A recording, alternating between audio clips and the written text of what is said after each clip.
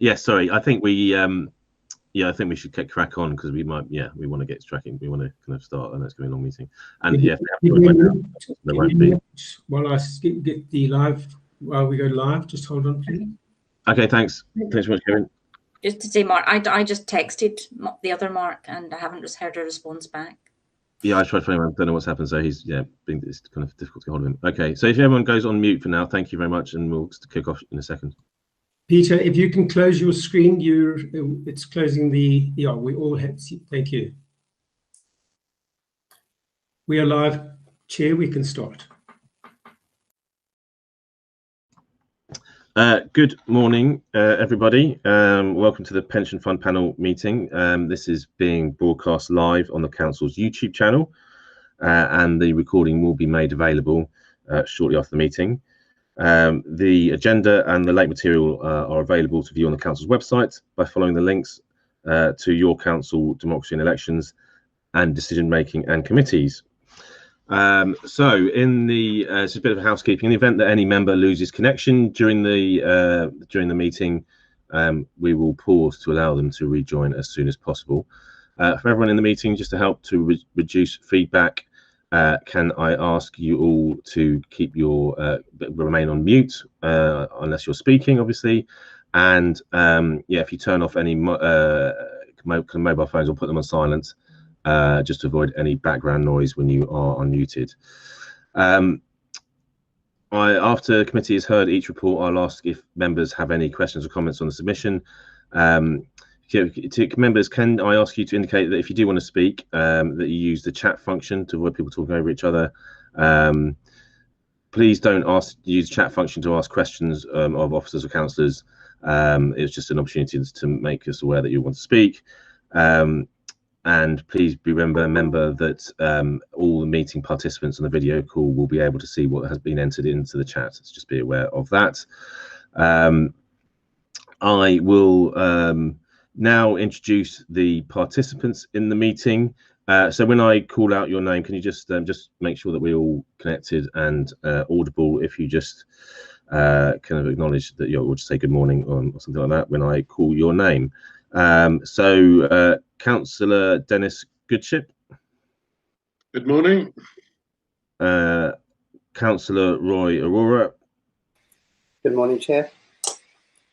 Councillor Alison Holt. Good morning. Chris Coke, I believe you've just joined.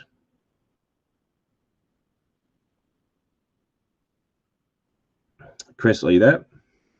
He's on mute.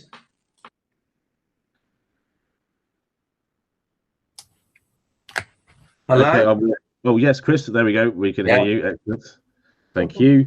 Leslie Diston. Yes. Good morning. Good morning. Tamara Burnell.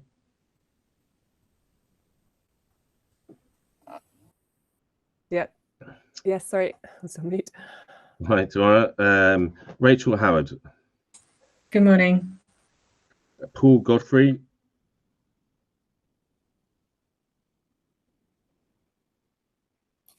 I don't see Paul yet, Chair. I thought I saw. Okay, is he not? Okay. Good morning, Chair. Yeah, I'm here. Yep. Okay. Thank you, Paul. Bradley Payton. Morning, Chair.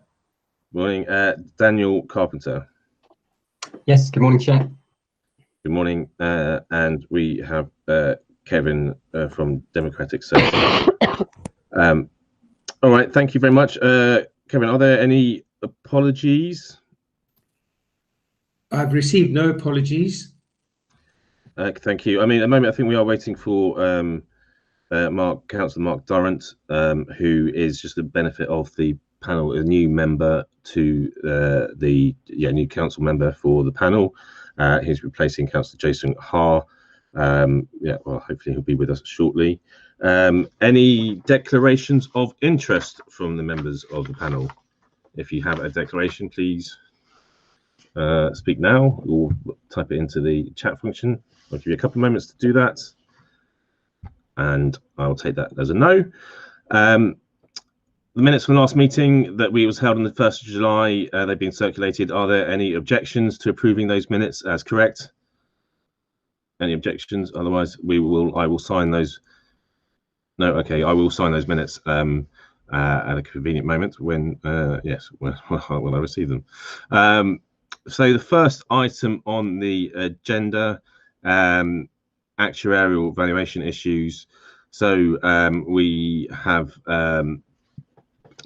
representatives from Hyman Robertson. Thank you very much for coming to the meeting. If I pass it over, I'm not sure who's taking the presentation or presenting first, but if you, I can pass it over to you guys. If you want to, take over. Thank you very much. So Peter McRae taking over. Thank you. Yes, thank you. I'll start. So good morning, everyone. Hopefully you can hear me, but let me know if you can't. Yes, we've been asked to give an update on 3 kind of recent developments that are affecting the LGPS. One of them is the McLeod case, which we'll spend about half the time on because it's probably more prominent, perhaps more important. And then my colleague Steve will cover 2 other developments, the cost cap and the Goodwin Tribunal case. So firstly, McLeod then. This is a legal ruling. It all stems from the reforms that were made to the LGPS following the Hutton review. So in 2014, the benefit structure was changed. It went from the final salary scheme to the career average or care scheme. There were also some changes to the accrual rate and the retirement age. Overall, the benefits overall were probably about the same in terms of generosity, but there are obviously differences depending on each member's own circumstances. So depending on their own salary progression and what age they retired at, etc. Part of the process of getting these reforms agreed by everyone involved, the government agreed to protect older members from any potential adverse consequences of the changes. So if you were within 10 years of retirement in 2012, you got the best of both when you retired. So in other words, when you retired, the administrator would calculate your benefits under the old scheme rules and the new rules, and you got the best of both. So you couldn't lose out from the changes. Everyone else, everyone who joined after 2012, everyone who was more than 10 years in retirement age, they just went straight into the career average scheme in 2014. Now, if that sounds like age discrimination, it's because it was, and there were some legal challenges launched immediately, I think, in other schemes as well as the LGPS. After a long legal process, which concluded last year, the government kind of finally lost its final appeal, and it was ruled that it was indeed discrimination and it wasn't justified. So the government's committed to remedying this situation, so removing any age discrimination. In July this year, they launched a consultation on how they were going to do that, or how they propose to do that at least. And so that we're expecting that the actual remedy will be kind of formally in place. So the legislation will be passed probably end of 2021, potentially 2022, depending on any delays or anything. So the legal process is long and complicated. I think the actual administration of putting it into practice will also be very long and complicated as well, unfortunately. So what the proposed remedy is, and we're expecting it not to change, but of course it's not finalized yet, so it's not completely finalized. But the proposal is that the underpin protection, so that the best of both protection will be given to everyone who is in the scheme in 2012, not just those who were less than 10 years to go to retirement. So new joiners will still not get any benefit from this. They will still go straight into the care scheme, but a large number of members who were in the scheme 8 years ago, but more than 10 years to go to retirement, will now be given this best of protection. So they could see an increase to the benefits they get when they retire. What does this mean? Well, for members, obviously, some members will see an increase to their benefits. Probably most will see no difference, or maybe a very small difference. Importantly, though, no one is getting any kind of reduction to their benefits from this. That's an important point to make. There are some downsides for members as far as tax implications go, because it can make it more complicated to work out things like annual allowance and lifetime allowance. And of course, it makes the benefits yet more complex, which is a downside, although ultimately it doesn't make them any less generous. For the fund itself, I think the biggest challenge, the biggest consequence of this is the administrative burden, effectively. You can imagine that calculating benefits twice in 2 different rules is much more complicated than doing it once. It also requires more data, some of which the fund won't hold. They'll have to go back to employers to ask for data from the last 6 years. And importantly as well, the underpin will last until someone retires. So these calculations will be required for perhaps another 40 years or so, until the last person who has them retires. So it's going to be I think there'll be a short-term spike in terms of admin burden, but there'll be a long-term impact as well, because this will be with us for many years to come. Finally, for employers and for the kind of the fund itself in terms of liabilities, actually the impact we think is very small. I think at whole fund level, we estimate it to be 0.1 or 0.2% increase to the liabilities. So very small in terms of pensions cost terms. We expect that most employers will see some kind of increase to their liabilities at next valuation. Many might not notice it. Same goes for contributions. There'll be some kind of impact from this on contributions, but it'll likely be very small. Some employers, of course, will see a bigger impact than others. And so for some employers, it could be a bigger deal. But overall, we're not expecting a large impact as far as contributions or liabilities are concerned. That's all we know at the moment. Like I said, it's out for consultation. Details could change, but we're expecting, like I said, the main issue to be an admin issue and the impact on pension funding to be minimal. Okay, and now Steve, I think you cover the next two. Yep, thanks, Peter. So on top of McLeod, we also have something going on in the background called cost sharing or cost cap. And when the 2014 scheme was put into place, these things came into play. And what the government basically said and the Hutton Review said was there should be a kind of baseline cost of the scheme on a certain set of actuarial assumptions made up by the government. And if the cost of the scheme gets too far away from that baseline, something has to change to put the benefits back to the cost that GAD wants them to be at. So there are actually two cost mechanisms in the LGPS. The first one is run by the Scheme Advisory Board. And this one is kind of a weird one because the Scheme Advisory Board can't actually change the benefits. All they can do are make recommendations to change the benefits. And when GAD does this valuation, if the scheme cost moves less than 1%, they may suggest something. If it moves more than 1%, it says they should suggest some changes. And if it moves by more than 2%, they have to tell the Secretary of State, you need to change the scheme. So when this was originally carried out for the 2016 valuation, the benefits were supposed to change on the 1st of April 2019. It's always 3 years later. When McLeod hit, this was all put on pause. So we did have some rough numbers of what this looked like. The change was about 0.9% to pay. And they were recommending that some changes get made to the scheme on the back of that.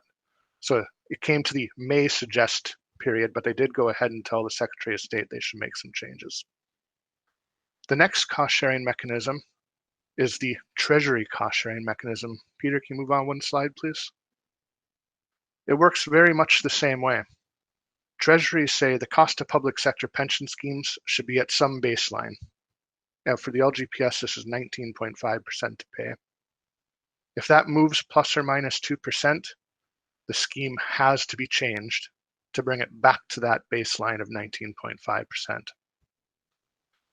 This was also put on pause during the McLeod ordeal, but now the pause button on both of these has been unpaused. I don't know what the right word for that is, sorry. So these are happening in the background now. And what the government has said is they will take account of McLeod when doing these valuations. So if you look at the teacher scheme, the NHS, the LGPS in Scotland, we're expecting this to affect benefits around 3% to pay. So 3%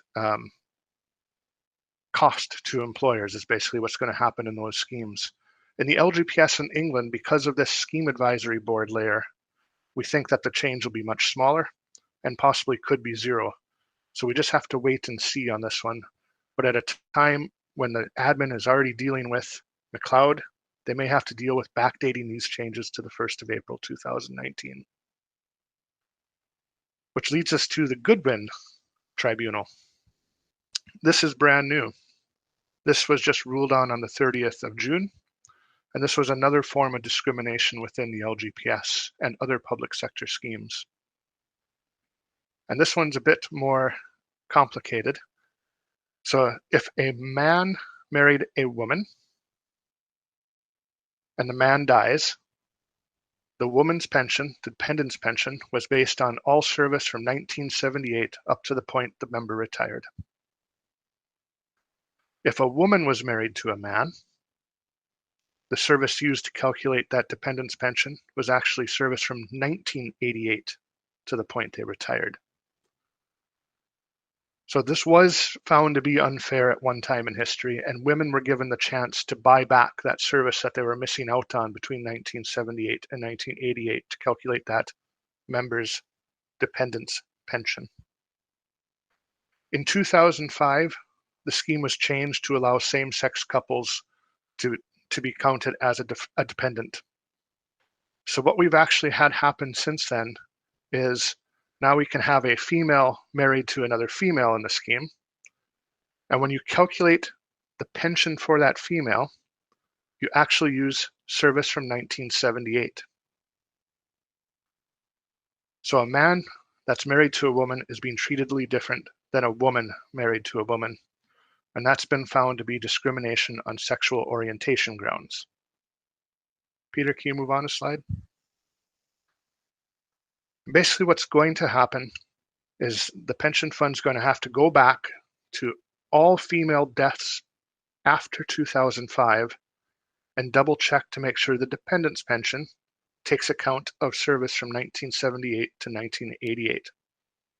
This is much more complicated than it sounds, because if you didn't have any service after 1988 as a woman, the pension fund probably never found out if you had a survivor or where they live. So there could be a big track and trace exercise that has to go on the back of this. The impact of all three of these changes is upward pressure on contribution rates, but we think it's going to be very minor. It's just, there's just a huge administration impact from all of these one-time exercises plus that long tail of McLeod that Peter was talking about. Thanks, Chair. We're happy to take any questions. Thank you, Stephen and Peter. Yeah, has anyone got any questions? If you type your name in the comments section. Thank you. I don't see any questions coming up. I mean, you mentioned, well, thanks very much for going through that. I think from my takeaway, I mean, McLeod is obviously the big one that's been kind of looming for a while. I think for me, the takeaway is, in one respect, good that the financial implication is going to be minimal, so that shouldn't require any kind of standalone action itself. We have cost implications which will be kind of built into ongoing reviews, but the administration side of things is potentially quite a big issue, and there'll be cost implications to that as well.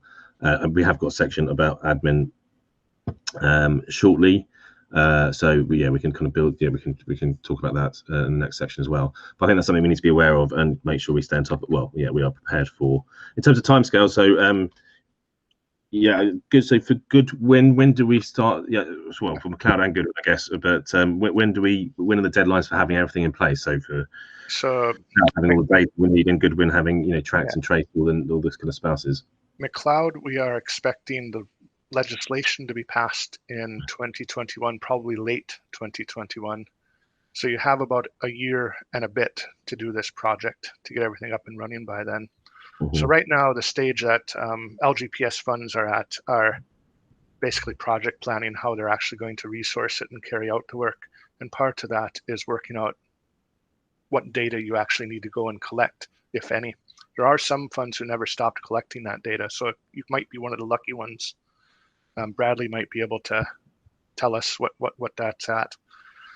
In terms of Goodwin, the government's still making the decision on whether to appeal or not.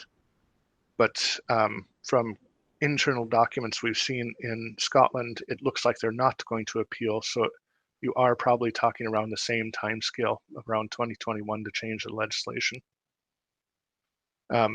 Cost sharing is probably going to be very low impact. By regulations, it should already have changed. We're dependent on GAD finishing their valuations, which they have not been too swift on. I mean, this is 3 years on or 4 years on now from 2016, and they're still working on these valuations. Although now they have to allow for McLeod, so they might be starting from scratch. So we're probably a year from that too. but planning early will make the impact on admin much easier. Yes, absolutely. And yeah, I'm sure we'll talk to Bradley about this in the next section as well. Thank you very much, guys. A couple of questions come in. So first, Councillor Alison Holt.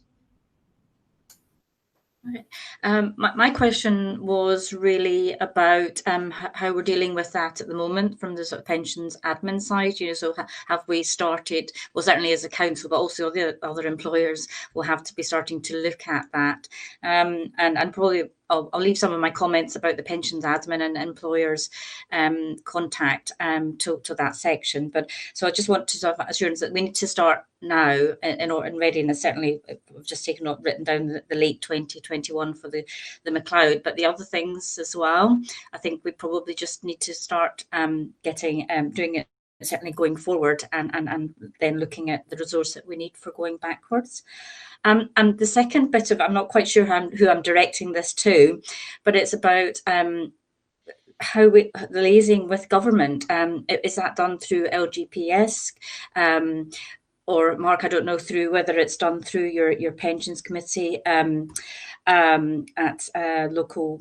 So I think it's London, isn't it? You're on a committee there. But I just want to sort of feedback. You know, this is things that are kind of, you know, that are we've been instructed to do, and now we've been re-instructed to do in a different way. These are significant costs on each of the pension schemes, and it will be our pension schemes that bear it. And I just really want to know if there's, you know, any kind of pressure that we can put going upwards. Thank you, Alison. Yeah, so yeah, for the admin first, guys. So Stephen, Bradley's going to be presenting about the admin shortly, so we can, we're going to talk to him about this as well. But if you, Stephen and Peter, I don't know if you've had any experience with other councils, or if you have any advice in terms of what we should, admin, we should be kind of working with admin to be doing now in preparation. The first step for admin is that kind of exploration of the data to find out what's missing, because that will tell you how big the exercise actually is.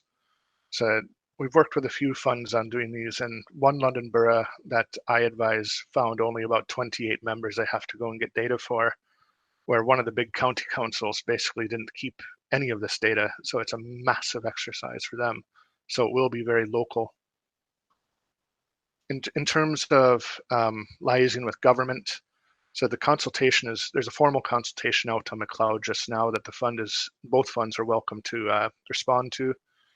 We have responded to it, and LGA is also involved from kind of the local government side of things in terms of communications with MHCLG. Okay, thank you very much. No follow-ups, Alison. No. Okay, so sorry, no. Leslie Diston, you have a question. Yes, I just wanted to ask, in terms of the employers' rate that we're paying at the moment, obviously that was live from April, are all three of these, is there an assumption for all three of these potential increases? I know McLeod, I think, was included, but I just wondered if the other two aspects or elements were. Yeah, so for the council, we've made an allowance for McLeod in the contribution rate, and it's probably on the prudent end, actually, now that we know what the outcome is. So we would actually expect some of that to unwind when we review the rates for 2020, starting in 2023. Oh, that's good. For the other two, I mean, the impact is in, we're talking about 0.1% of the liabilities. Okay. So, I mean, it's going to hardly be noticeable for someone like the council. There may be certain employers that have a membership of a certain type that just get hit by more of these, or in a worse way. So if you have, say an academy that's spun out from the council, and they give everyone big pay rises when they get free of local government control, McLeod can have a big impact on them. Mm. Yes. So it is down to circumstance once you get past the council. The council is so big, it's just not going to make any difference. Okay, thank you. Thank you very much, Leslie. No, I haven't got any more questions come through, so I think we will. Yes, well, I think that. Well, thank you very much, Stephen Law and Peter McRae. I don't know. Are you going to be Liam, are you hanging around for the next section about the admin? I don't know if that's worth, if you're happy to do that, or just in case there's more questions around the admin effects. Or it would be helpful to hear what the plan is. Thank you. Okay, no, thank you. It'd be appreciated if you could just hang on, because that's the next section. It kind of follows neatly on. So thank you very much for your presentation. So that was just kind of a training item. So we can move now to neatly on to the next section. Presented by Bradley Payton, who's Head of Insurance and Pensions Admin for Sutton and Kingston. He's going to give us a pension administration update. Over to you, Bradley. Thank you, Chair. So I'll just highlight a few key points from the report. So the report is for noting only, and it's an update about the performance of the team and a look at what the key work streams have been over the last few months. So the first matter there is the annual benefit statements. So at the time of writing, this was not complete yet, but I can say that we've had 99% success of having the annual benefit statements created, which is pretty good. And the last percent, or less than 0.5%, being worked through. So there's some errors that needed resolving. So most of those will have been done and published now. With the last few, they may not actually require an annual benefit statement. So we can take that as almost 100% completion, which is great. And no scheme employers were missed. And it's worth mentioning that it had its difficulties along the way, and we'll touch on that later with discussion about the annual returns from some scheme employers. But we'll pick that up later on. But that's a good outcome for that project. The next point is the pension savings statements. So that's probably the next key deadline that we've got for the 6th of October. Work's well underway on that, and we're on target to meet that deadline. Skipping down to performance, so processing performance, we've had 95% success of meeting the deadlines for priority 1 processes and 94% for priority 2 processes. The types of processes that are included in those priority bands are down in figure 2 if you're interested to see that. But those percentage completion rates are very high. I'm not sure that we've had them at that level ever before. Our target is 85% for priority 1, and so we're doing much better than that. So that's very good, and that's despite the loss of our pensions admin manager, David Kelland, who you will have received reports from before. His replacement starts on the 5th of October, which is good news for the team. So we look forward to having them join. The next thing we'll discuss is the McLeod case.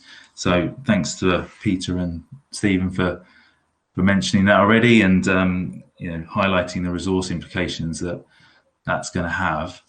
So as I mentioned, the consultations still ongoing, but we need to start our work, and our project needs to start to look to obtain all of the information that we're going to require. And I know that there's about 21 data fields I think we need from each scheme employer going back to 2014 and forward as well. It's the other thing we shouldn't forget. The scheme employers are going to have to provide that until 2022 as well.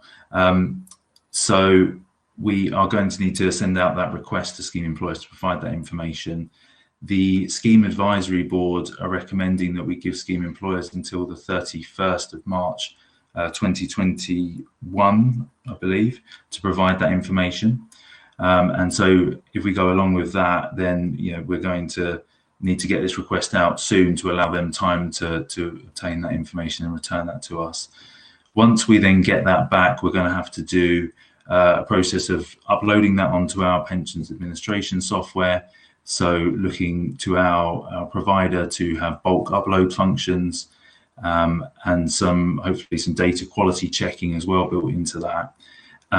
Once we've done that, we'll then need to do all the recalculations and then deal with any affected members. accordingly, and then do those calculations ongoing, which is the other thing that Peter and Stephen mentioned.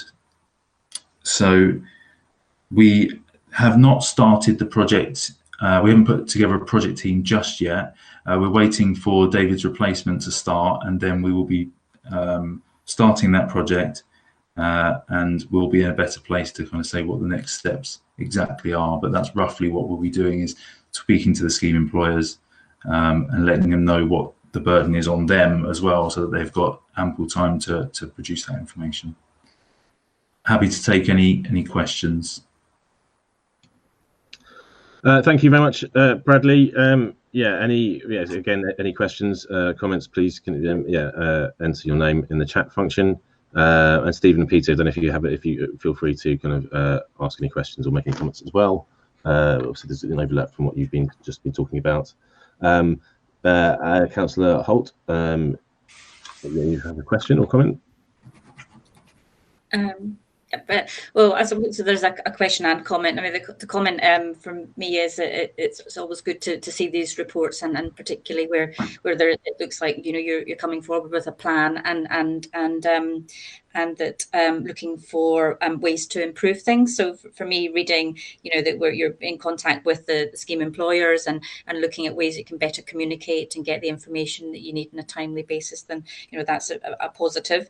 The other positive for me, I think it's the first time, maybe I'm being maybe not looked at this as carefully, but it's having the comparison with Sutton and Kingston, and seeing where we are, because it's very difficult to look at these things in the abstract to know whether we're actually how good it is that are the percentages. It's quite good to hear the percentages that you mentioned.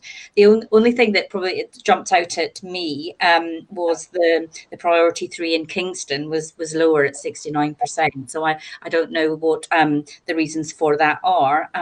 Also, and what you've got in place to change it. I noticed from Sutton that theirs started at a low for the year to date is a lower figure, and is now by July has gone up. So maybe there is something in place. So that was one question, was to ask that. And the other thing was about the consultation and training. When would the consultation coming back, and what is the shape of the training looking like, and when would that take place?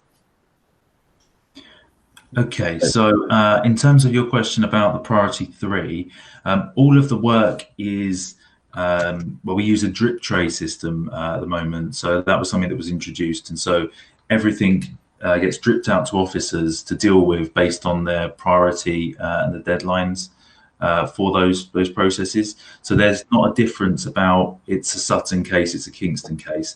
They're all treated equally. So I imagine that just happens to have been the outcome that month. It's not that Sutton cases were given any preferential treatment above Kingston cases. But hopefully that helps answer that question. The second part, sorry, you were asking about the, was it a consultation? What, do you have any? I think it was under point 7. It mentioned about. Oh, yes, yeah. So yeah, the consultation for the new strategy. So that will be dealt with in the next report. Yeah. Oh, that's what it is. Okay, that's fine. I wasn't sure. I did see that in the next report, which is one of the things I was going to comment on. So I'll leave that to one side. But then out of that consultation will come training, or is the training, the training of, or it felt, or maybe I've misinterpreted what that meant, but it was just looking that you needed to work with the scheme employers to get the information to you in the correct format and on a timely basis to be able to do the next stage that you have to do with the returns. Yeah, so definitely that's something we're going to look to do. So the training with scheme employers and potentially with their payroll providers as well, just to make sure that the returns are adequate and that it doesn't cause us any further delays. That's definitely something that we're looking to implement. Okay, thank you. Thank you, Councillor. Thanks, guys. Stephen Law, you have a question or comment? Thank you. Thanks, Chair. Just a comment. I just wanted to let Bradley know that, and the panel, that you are ahead of the game on McLeod by already having identified those data sources that you need, and also planning out what that communications and project's going to look like. So just encouragement to keep going.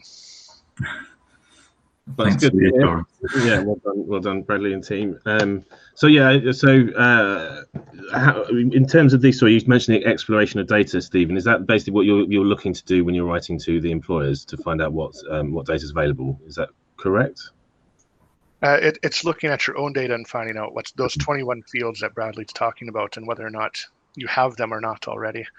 There is also the part of looking to the employers and finding out if they actually still have this data, because they may not. And some of the employers may not be there anymore if they've gone bankrupt or lost their business in some other way. So it is a big exercise, but knowing what fields of data you need and having that plan is a great first step that a lot of funds haven't taken yet. Excellent. Okay, good to know. Thank you very much. And how you feel in terms of resources? I know you've struggled. Well, we haven't had a head of pensions for a little bit. Do you, in terms of resources, do you think you're going to be needing? Do we have enough? Or once we have a head of admin, will we have enough resource in place? Do you think, Bradley, or not? And I guess we haven't mentioned. I wrote it down. I can't remember the third Goodwin.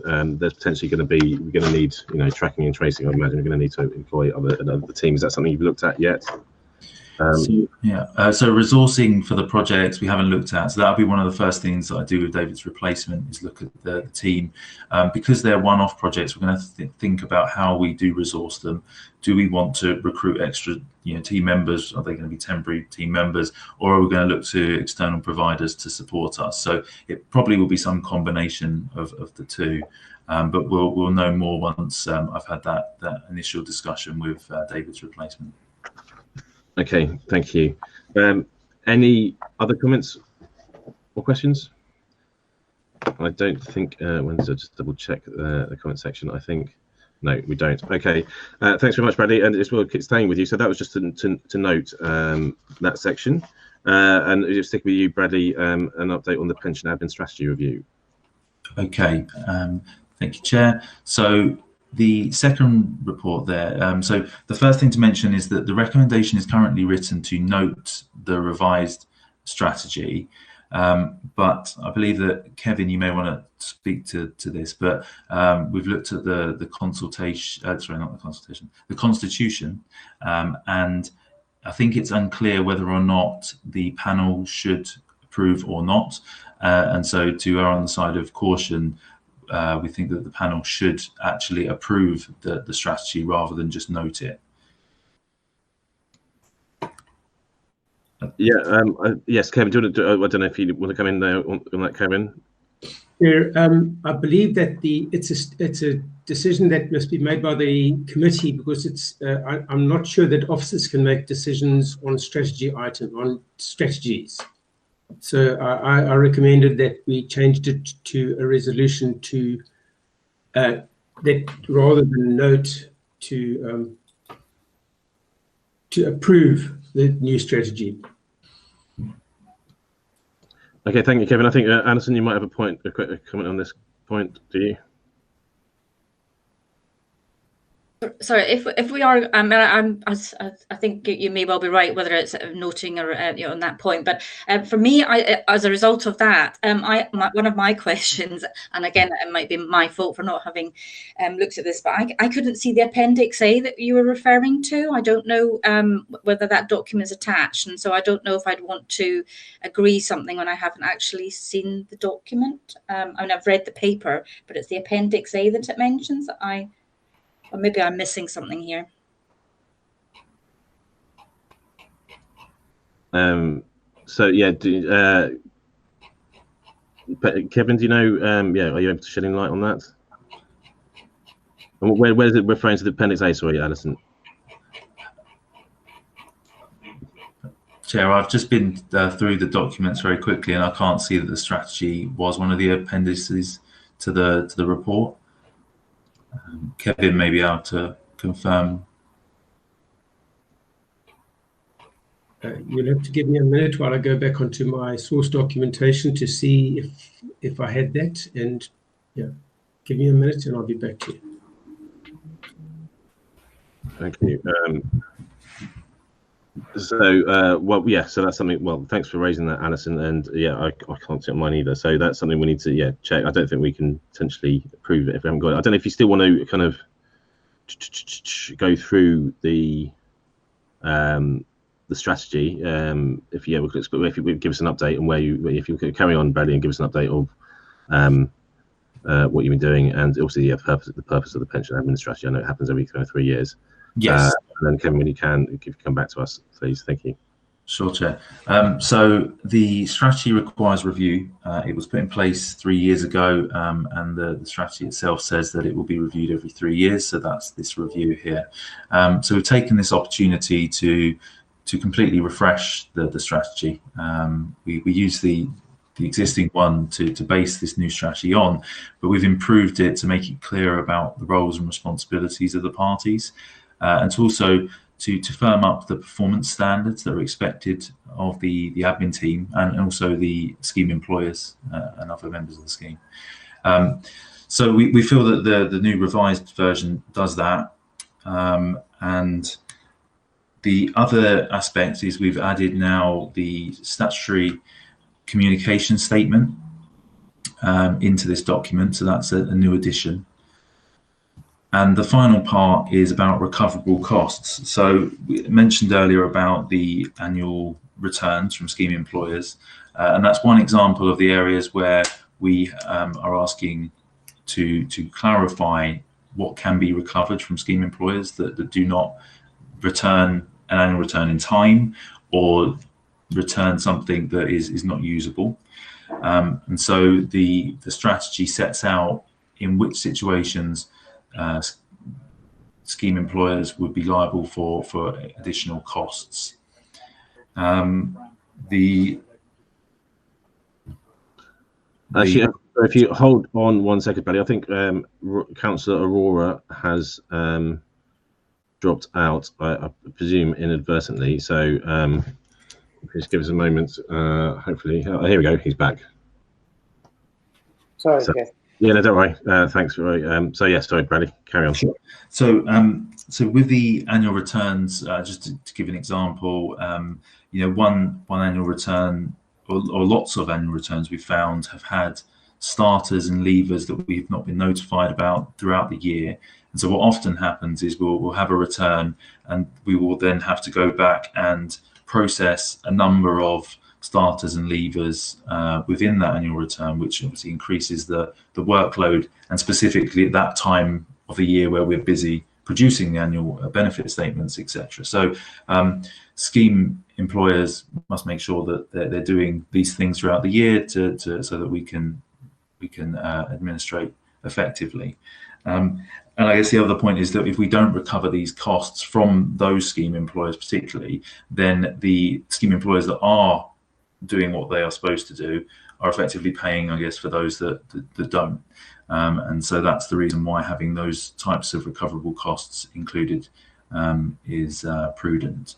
So the strategy went out for consultation with all of the scheme employers, and they had over a month to comment.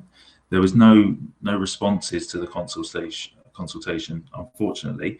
I did have some informal feedback that was supportive from a few scheme employers, but nothing formal was received. So that's effectively the update, Chair, about that, and our recommendation is to approve the new strategy. Thanks very much, Bradley. Yeah, Alison, you got a comment? Yeah, I mean, just the point that Bradley just covered there. I mean, that was at the consultation that I was going to ask a question on anyway, because it is disappointing when there's no scheme employers respond to a consultation. So for me, the question is, and why is that? So it's good to hear that there was some informal consultation. You did follow it up, but I think probably for me it's just to understand why, because if it's done on at a time when they're not it's not suitable, or the format of it's not suitable, or the times, I don't know, but I just think I probably would want to look at that, because I do think it's quite important that we do have communication, and it needs to be so I understand why they didn't do it, really, because it's important to all of us that is. And then if we're asked to approve something, if we're going to approve it now, but it's not actually had the input from all the other sort of stakeholders involved in this process, then I'd probably that's for me would be is unfortunate, really. So that's good to hear that there is some informal and I presume changes made to the strategy as a result of that. So there were no changes required as a result. The comments were largely that they didn't feel that they were best placed to comment on the strategy, but also that they liked that we were engaging and asking for comments, and they were happy with clarification about roles and responsibilities. One scheme employer said they didn't know that this document existed, and so that they were happy that this consultation was happening because they're now aware of that, so that was good. It's worth mentioning that the consultation was a joint consultation, because this is a joint strategy for both Kingston and Sutton, and scheme employers didn't respond for both Kingston and Sutton. So yes, it's interesting, and we did try and make it as easy as possible for people to comment. So we used a Google form that asked for comments. So I'm equally want to understand why we didn't have any formal feedback. Chair, can I come? Yeah. Back again with a comment? Well, so thank you for that, Bradley, because that's good to get that information. I mean, I think I don't know where we are with the appendix, because I certainly haven't can't see it, and so it was good that there is that consultation. But I think it does follow on from something that you've in the previous report mentioning about training, and just sort of continuing the consultations, because I think it's a good thing to do, and the more you do it, then the more they'll get used to it and understand what the reasons for it and the importance of it. So thank you for what you're doing. Thanks very much. I'd say just on that. I know. Sorry, Kevin. I know you've got a comment.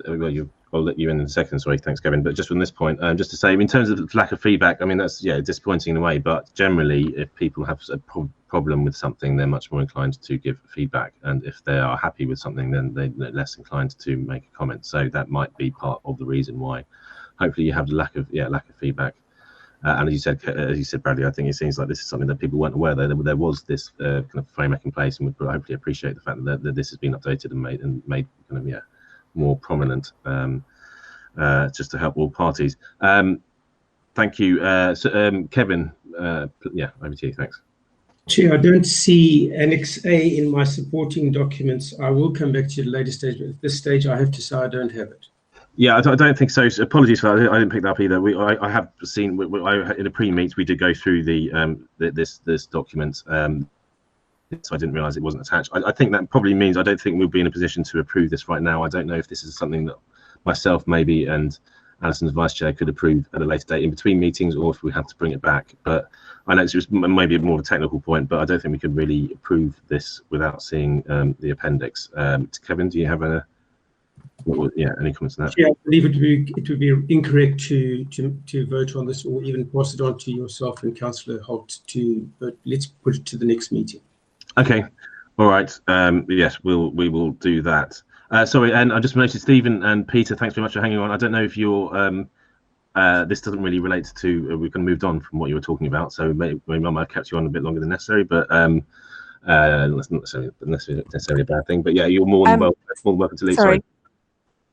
Oh no, yeah, sorry. Can I just ask that Peter stay on the line briefly for the quarterly investor performance report, because there is a comment from the Treasury on the funding situation. Oh, so apologies. I do apologize. Yeah, that's okay, Peter. Yeah. Sorry about that. Yeah, Steve, if you can stay on, and yes, Stephen as well, you're welcome to stay on. So any more questions? So I think, this is something well, thanks very much, Bradley, for that, for both, both sections. This is something obviously we're going to have to revisit. Do we have any more specifically on this, the strategy review? Do you have any more comments or questions? I take that as a no. So yeah, thanks very much, Bradley. And I don't think you're required, don't be too hasty, but I don't think you've got any sections. You're more than welcome to stay online and follow, some or all of the rest of the meeting. but if not, then well, either way, thank you very much for presenting. And yeah, it sounds like, yeah, well, obviously you've got some good comments from Stephen, so it sounds like you are on top of things, but it's important. I think that's something, yeah, before I let you go, just we need to kind of make sure that you're on top of things. So it'd be good if you, or, you know, with the head of admin comes back to each meeting, just so we can make sure that you stay on top of this, because this is going to be a big admin, obviously a big admin kind of burden, and it looks like you are, you know, doing what you need to do, but just we'll make sure that we stay on top of things so we don't, yeah, avoid any problems down the line. But thank you very much for that. So yes, we can't vote on that section at the moment. We'll move that to the next meeting. So the next item on the agenda is performance for the quarter end, and this is for Paul Godfrey, Senior Finance Lead, who will be taking the section. Over to you. Thank you, Paul. Thank you, Chair. So the first key point to highlight in the performance report, which is for the latest quarter ending 30th of June, is that the fund's investments actually recovered in the second quarter to 928 million. So that was near enough reversing the previous quarter's fall due to COVID-19. There is a chart within the report which shows that V-shaped recovery. And I'm also able to update the panel by confirming that there was hardly any change in the level of investments as at the end of July. The report gives a market overview of the second quarter, highlighting the turnaround in optimism during the quarter that supported global equities. And also by way of update, since the end of the second quarter, ongoing central bank and government measures continue to provide support for equities and corporate bonds in July, and shares were broadly higher in August. In terms of fund managers' annual performance to the end of June, there was a wide range, with Columbia Threadneedle, the equity manager, who with their tilt to growth stocks had the best return of 12.6%.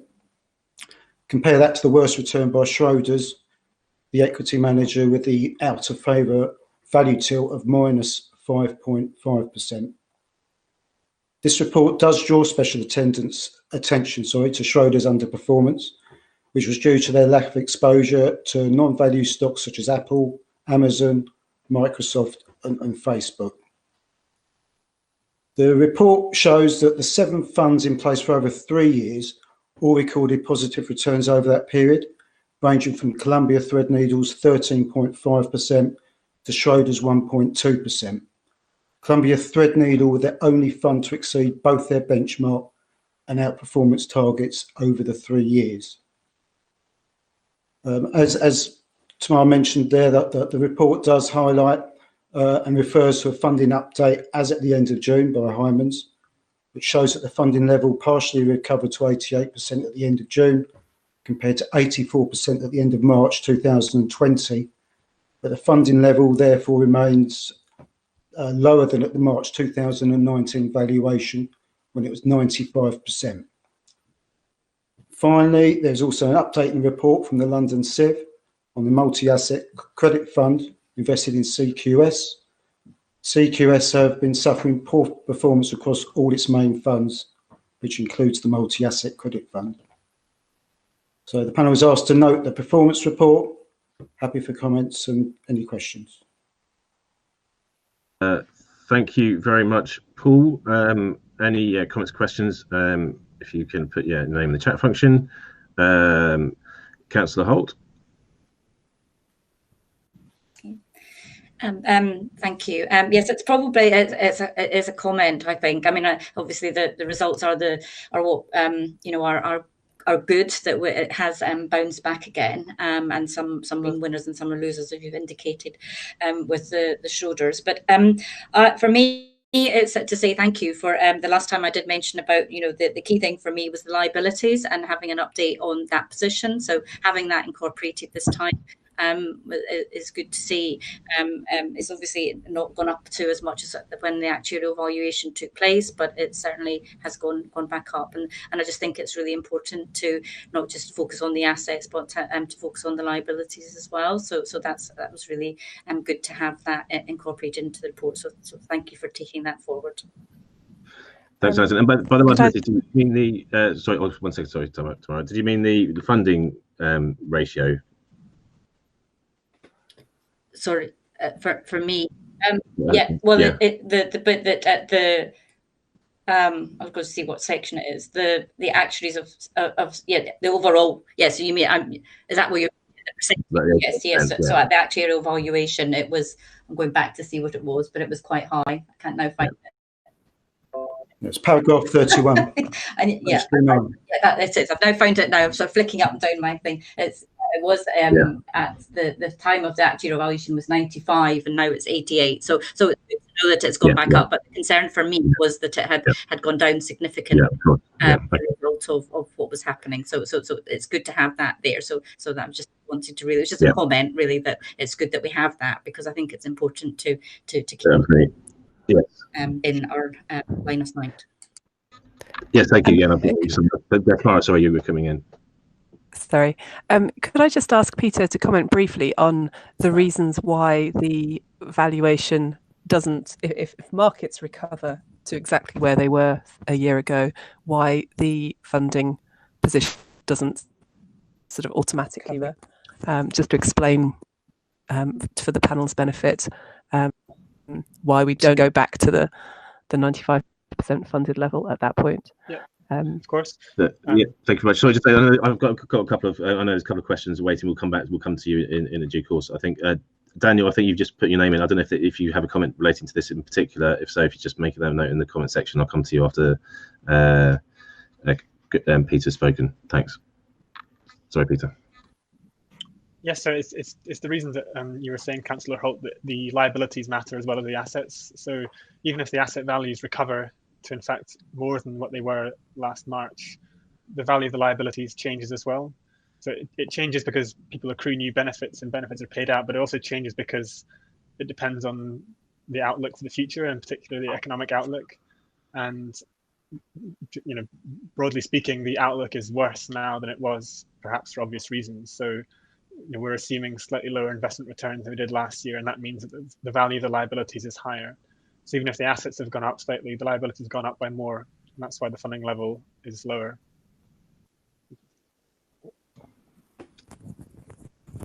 Okay, thanks very much. So it's a lot to do with the assumptions we use, and I know, because I think the asset value it's actually slightly higher than it was before, but obviously assumptions and the outlook for growth is change, and that just a fraction of a percent change can make a big difference, I guess, in terms of the liabilities, especially over the long run. Sorry, Daniel, did you have a quick point relating to the funding?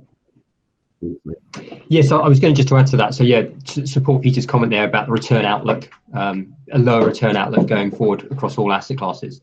I was just going to add a bit of context around the growth in the assets. So we highlighted that there's been a big rebound in global markets over the quarter, which has helped support that growth in the total asset position back to a position in the region of 930 million. It's important to be aware that global equities in particular have rebounded pretty significantly. And unlike UK equities, which have rebounded, but not to the same extent, there's been quite significant underperformance of UK equities versus global equities over this period. Some of that driven by Brexit uncertainty, some of that driven by challenges in terms of the UK economic outlook. But what that has meant is that schemes like yourselves that are more global in your approach across your equity portfolio have benefited from that. And potentially other schemes that have a bit more of a home bias in terms of a greater weighting to the UK will have lagged. So that aspect has been very beneficial, not only just during the last quarter, but over recent years, because it's very much a sort of a recent year, the last 2-3 years where we've seen that divergence between particularly the US market and the UK market. Yes, thank you very much, Daniel. Sorry, so other questions. So first it was it Leslie? Yes, thank you. Again, it's to do with asset valuations at year end. We bounce back. When we've had our annual reports through this year, our FRS 102 report, so the asset value for Kingston University has decreased by 15 million. And we couldn't quite understand that, thinking that we thought asset values would be at a similar level. And I was just wondering why that would be. Thanks, Leslie. I don't know who's best placed to take that. Probably the actuaries. Sorry, this is aimed at. Yeah. It's probably two things. So your year end is the end of July. So we're talking about slightly different dates, and it could just be that July 2019 was, you know, a peak, as it were, or better than March 19. So that therefore, even if July 20 is better than March 19, it's worse than July 19. So some of it just could be down to that. I can't remember what the return quoted for over the year was in your report. Was it, if it was less than we assumed in the previous year, then it would mean that we would expect the asset value to be a bit lower. The other factor is that, and this affects all the employers who are getting their accounting results this year, this is the first set of results after the 2019 valuation. And when we do the valuation, we kind of refresh all the results, and we use updated data, and we kind of that flows through into this year's balance sheet. And it could just be that when we updated your results from the valuation, there's a slight correction to the asset value, and that's come through as a slight fall in the overall asset value. So it could just be down to the fact that it's the first one after valuation. We're using more up-to-date data as well. Okay, I can't see that, I don't think, from the reports themselves, can I? Just, it seems significant, that was all, that more than what we would have expected looking at the markets. Okay, I can have a look into that if you like, for Kingston University. Yeah. Thank you. That'd be really helpful, because we will be asked the same question, obviously, by our board. So thank you. Thanks very much. Yeah, and if you can, yeah, kind of pick that up after the meeting, and yeah, just to clarify that, I think that'll be useful. Thank you very much, guys. I think it was Roy next. Yes, Roy, Councillor Aurora.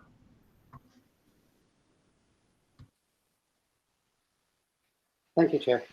My question, I think, is partly been answered by Daniel. Is surrounded essentially around why Schroders have recovered at a slower pace than the others, and they're sitting around minus 5.5 on a year-on-year basis. And I think Daniel mentioned that the recovery is predominantly dependent on the level of exposure that these individual firms have, or funds have, to the UK market as opposed to the global market. Am I understanding that correctly, that Daniel, that your explanation explains why Schroders are slower, or would you like to expand on that, please? Yeah, thank you, Councillor Aurora. Let me expand on that. I think the biggest driver behind why Schroders have underperformed the other global equity managers is more of a reflection of their process, their style tilt. So they are a value manager, and value as a strategy has underperformed other strategies such as growth, such as quality. So in reality, while Schroders has produced some disappointing relative performance versus the benchmark, that would be the same for other value type managers in that environment. Now, value has been out of favour for some time. More recently, so this is post-quarter end, we've started to see a bit of a rebound in terms of value. So some value managers have started to produce some very strong relative performance. Whether that's sufficient to say that that's been a big enough catalyst for value to kind of really come back over longer periods, it's too early to tell. But no, it's really a reflection of value being out of favour, and Schroders doing something very different to your other global equity managers in terms of their investment style. Thank you, Chair. Thank you. Thanks, guys. Thanks, Daniel. I don't think I had any further questions or comments. Just yeah, thank you very much for presenting that, Paul. I think yeah, there's obviously quite a difference in some of the performance of our funds, and this is something we're looking at now, kind of in terms of this strategy review, and we're actually kind of making some big changes to the funds we're investing in, so that's going to have an important, kind of this will be important in helping us decide how we proceed. So thank you. It's good to see, obviously, the markets generally have rebounded. It's kind of like as if nothing, everything's back to normal. I don't quite understand it myself, but I don't know if anyone really does, but good from the fund point of view. That's good news. So we just need to note that report is to be noted. Thank you very much. And the next item on the agenda is the responsible investment policy. Actually, before that, just say, Peter, thank you. I think I can now let you go if you want to, but you're more than welcome to stay. But thank you very much. I know Stephen had to leave already, but thank you very much, Peter, for your input. I need to leave as well, so thank you all. But speak to you again. Yeah, thank you, Peter. Cheers. Thank you. Bye now. All right, so the next item on the agenda is the responsible investment policy, and hopefully tomorrow, if you're pass over to you, please, to take this item. Thank you, Chair. So at the last meeting, we discussed a draft responsible investment policy, And just as a reminder, this will form part of the revised investment strategy statement that we are required to produce, and which will then influence the investment strategy review process that we're due to go through over the next 3 months, where we review all of our investments and decide whether or not we want to change any of our investments. So the point of having a responsible investment policy is to inform that decision-making process, and to make sure that we have documented our beliefs and intents with regard to some of the non-financial factors. So at the last meeting, we had a rather lengthy discussion of the policy statement. I've tried to pull it together into a sort of revised document, and that's attached. At the last meeting, we did discuss putting this out for consultation. The employers, many of them being education establishments, did ask that we don't consult during the summer holidays, because if they want to get genuine engagement from their staff, they need to do it during term time when people are around. So we're going to put that out to consultation after this meeting. And I anticipate that we will get some genuine responses. We do get quite a few freedom of information requests relating to our responsible investment policy. People are keen to understand what our thinking is in this area. So it'll be good to have a document that we can show people. In terms of the implementation actions, we had a lengthy discussion at the last meeting about what exactly we think are sort of worthwhile actions to take in this area. And I would just say that we're not planning to implement them immediately, as in today, tomorrow, next week, because we are in the process of reviewing all our investments, and it would be fairly pointless to commission a carbon footprint analysis of, say, a fund that we know we're likely to replace in 2 months' time. So when I say we're considering implementing these options, it would be in line with the implementation of the new investment strategy rather than ahead of that implementation. So my recommendations would be that we should, in principle, commit to an annual stewardship and manager review to make sure we're holding all of our fund managers to account, so that they are delivering what they say they are going to deliver in terms of stewardship and ESG integration. All of them will say at the outset, when you're going through the procurement process, that they will commit to this, but we need to hold them to account regularly. We have discussed that we would like to do some carbon footprinting analysis. It's worth pointing out that the funds that are on the London Civ will also be going through a process organised by the London Civ, and they're due to present at this meeting. So I think that's something we can ask them about, sort of the timing of when they're proposing to implement their ESG processes for the portfolios that they manage.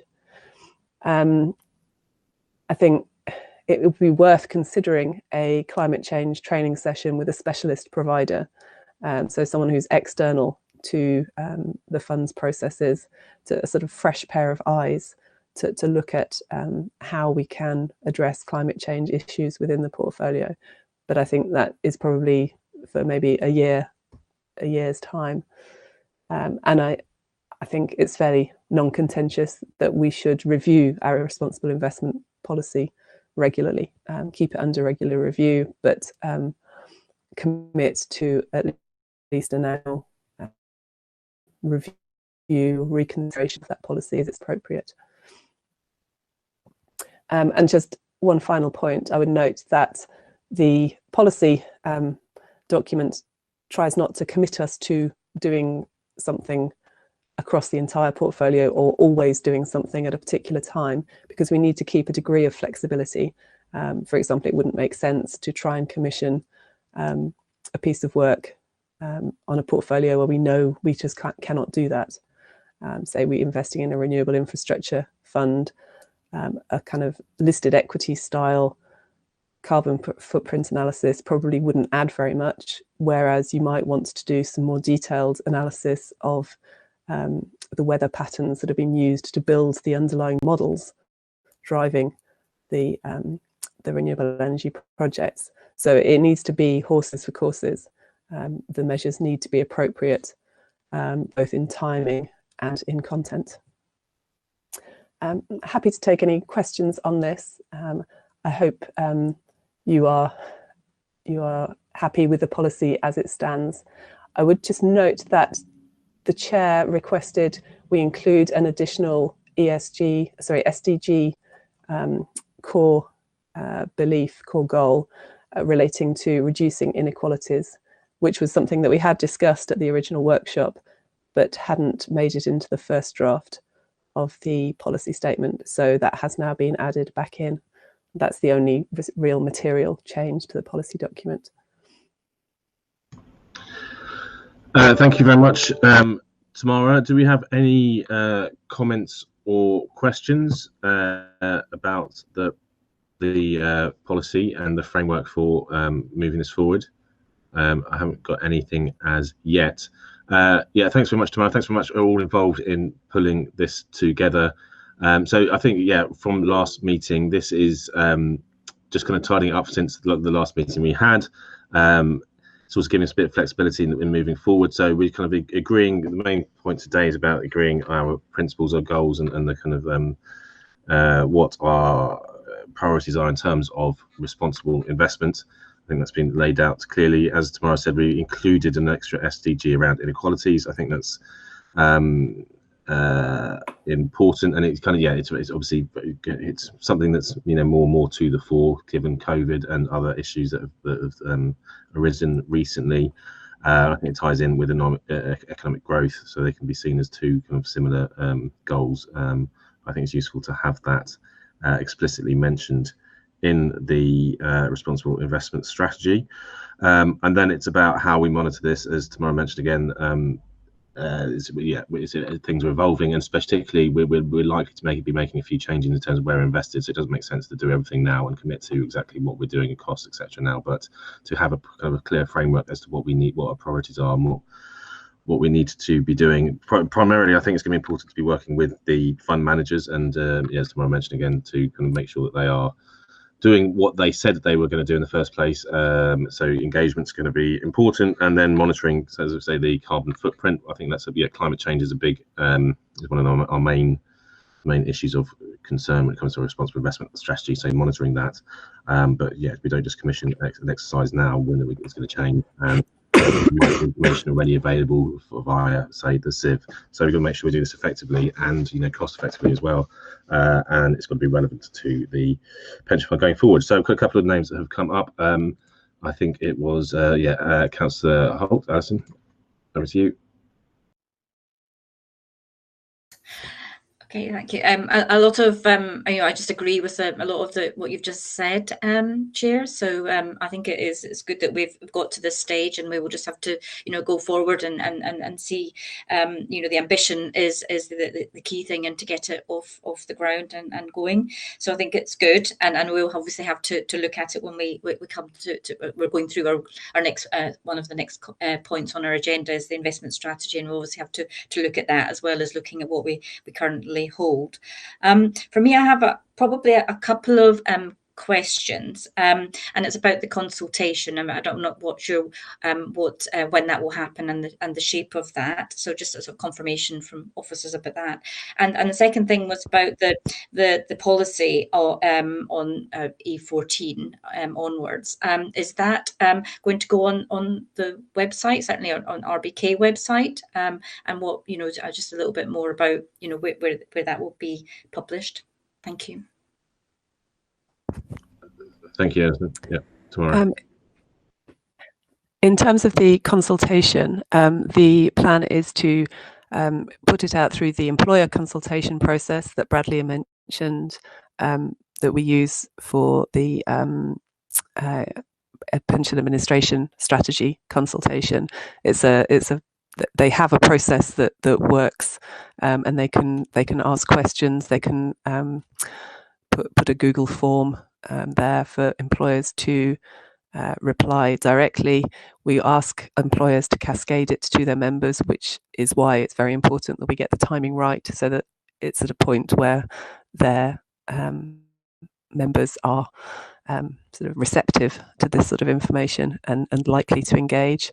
We will publish it on the council's internal website for staff, and I'm having a discussion with the council's environment team about how exactly we publicise it more widely to council stakeholders on the council. We just need to find the right place to put it.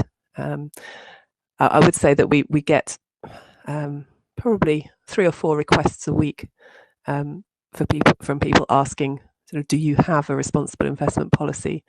And hopefully now we can respond to that directly. But going forward, I would like to think that we can create a dedicated web page for the pension fund that we can direct people to, in the same way that we have to publicise our investment strategy statements and our funding strategy statement. The responsible investment policy will be published there. It will be part of the investment strategy statement anyway, but I would like to signpost it a little more directly so that people can go straight to it. Thank you very much, Tamara. Yeah, I don't know, any other follow-up, Alison? Is that okay? Yeah, that's fine. Just yeah. Really more the publicity of it. I mean, it's obviously been published as part of this these meeting notes, so it's there. But it was just more on the website for our for everyone to see who wants to look for it.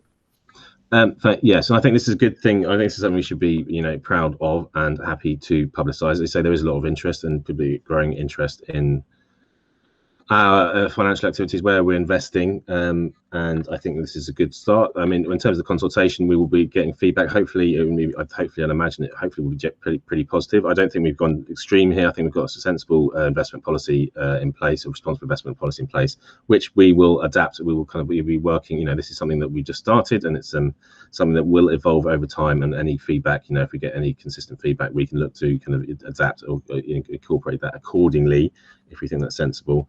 But yeah, I think this is something good that we've got in place, and I think it's sensible. I think it meets our fiduciary duty, but also it takes this climate change in particular, but other issues seriously, and is definitely a big improvement on what we had in place. So yeah, I think it's a good thing, and thank you everyone for contributing and helping bringing this about.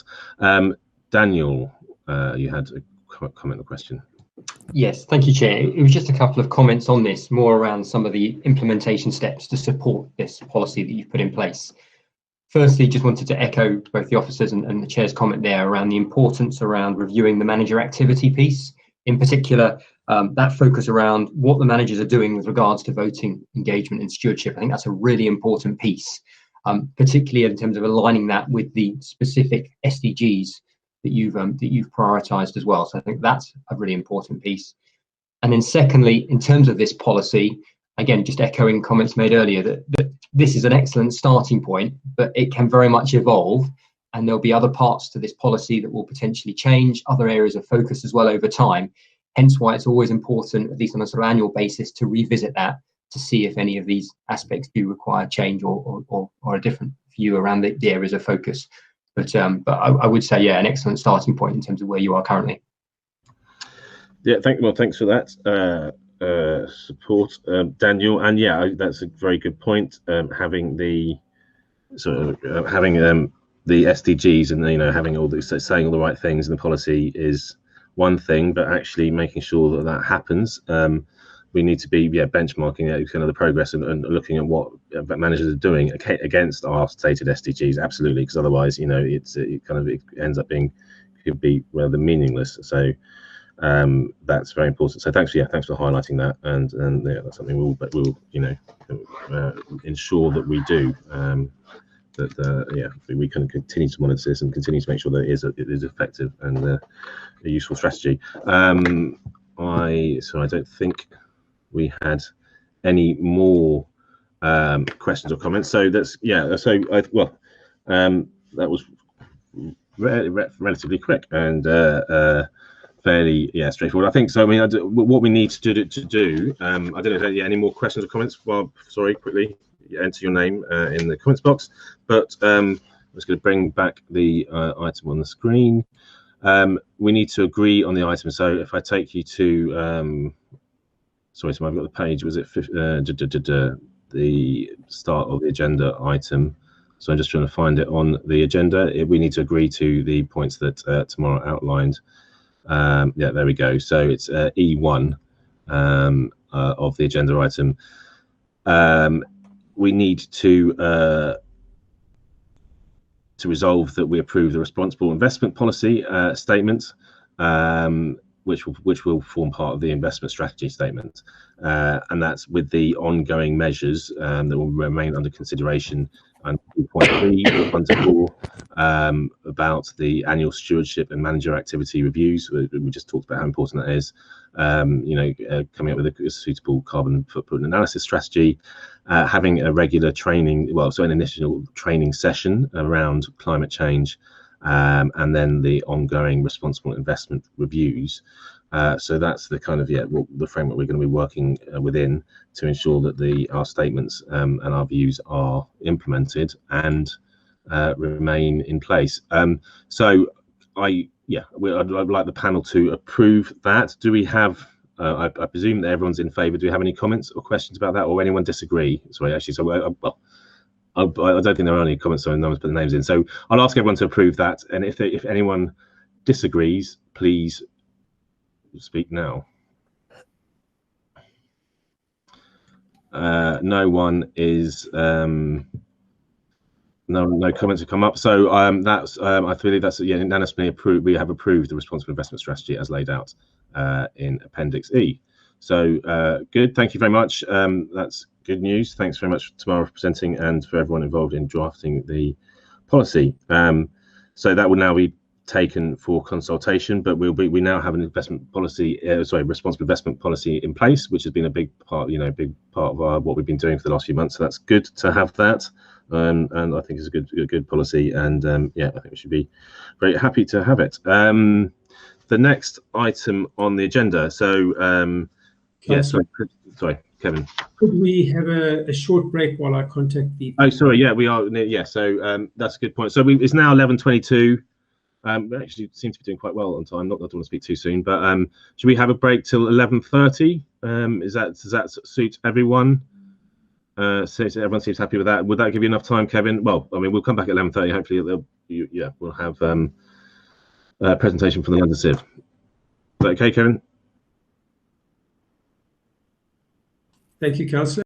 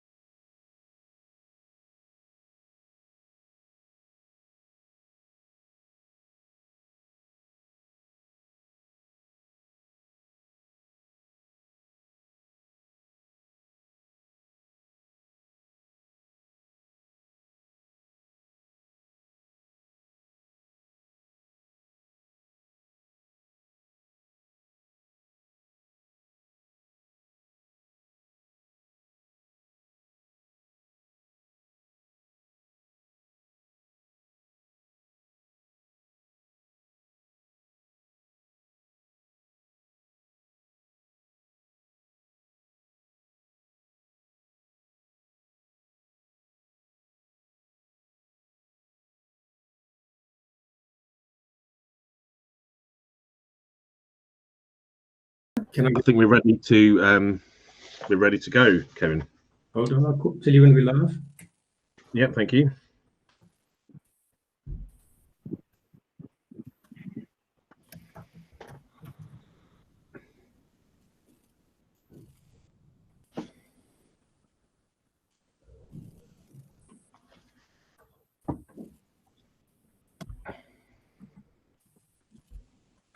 Councillor, we're live. Thank you very much. Welcome back to the pension panel meeting. So the next item on the agenda, we have a presentation from the London Civ. We have Jacqueline Jackson and Jason Fletcher to present. Thank you both for attending, and the floor is yours. Thank you. Thank you very much, Chair. Sorry, I just what I would like to do is do a brief introduction of myself, and then Jacqueline to do that, and then we'll give the presentation. So my name's Jason Fletcher. I'm the new CIO of London Civ, and absolutely delighted to be joining you and the whole family of the London Civ.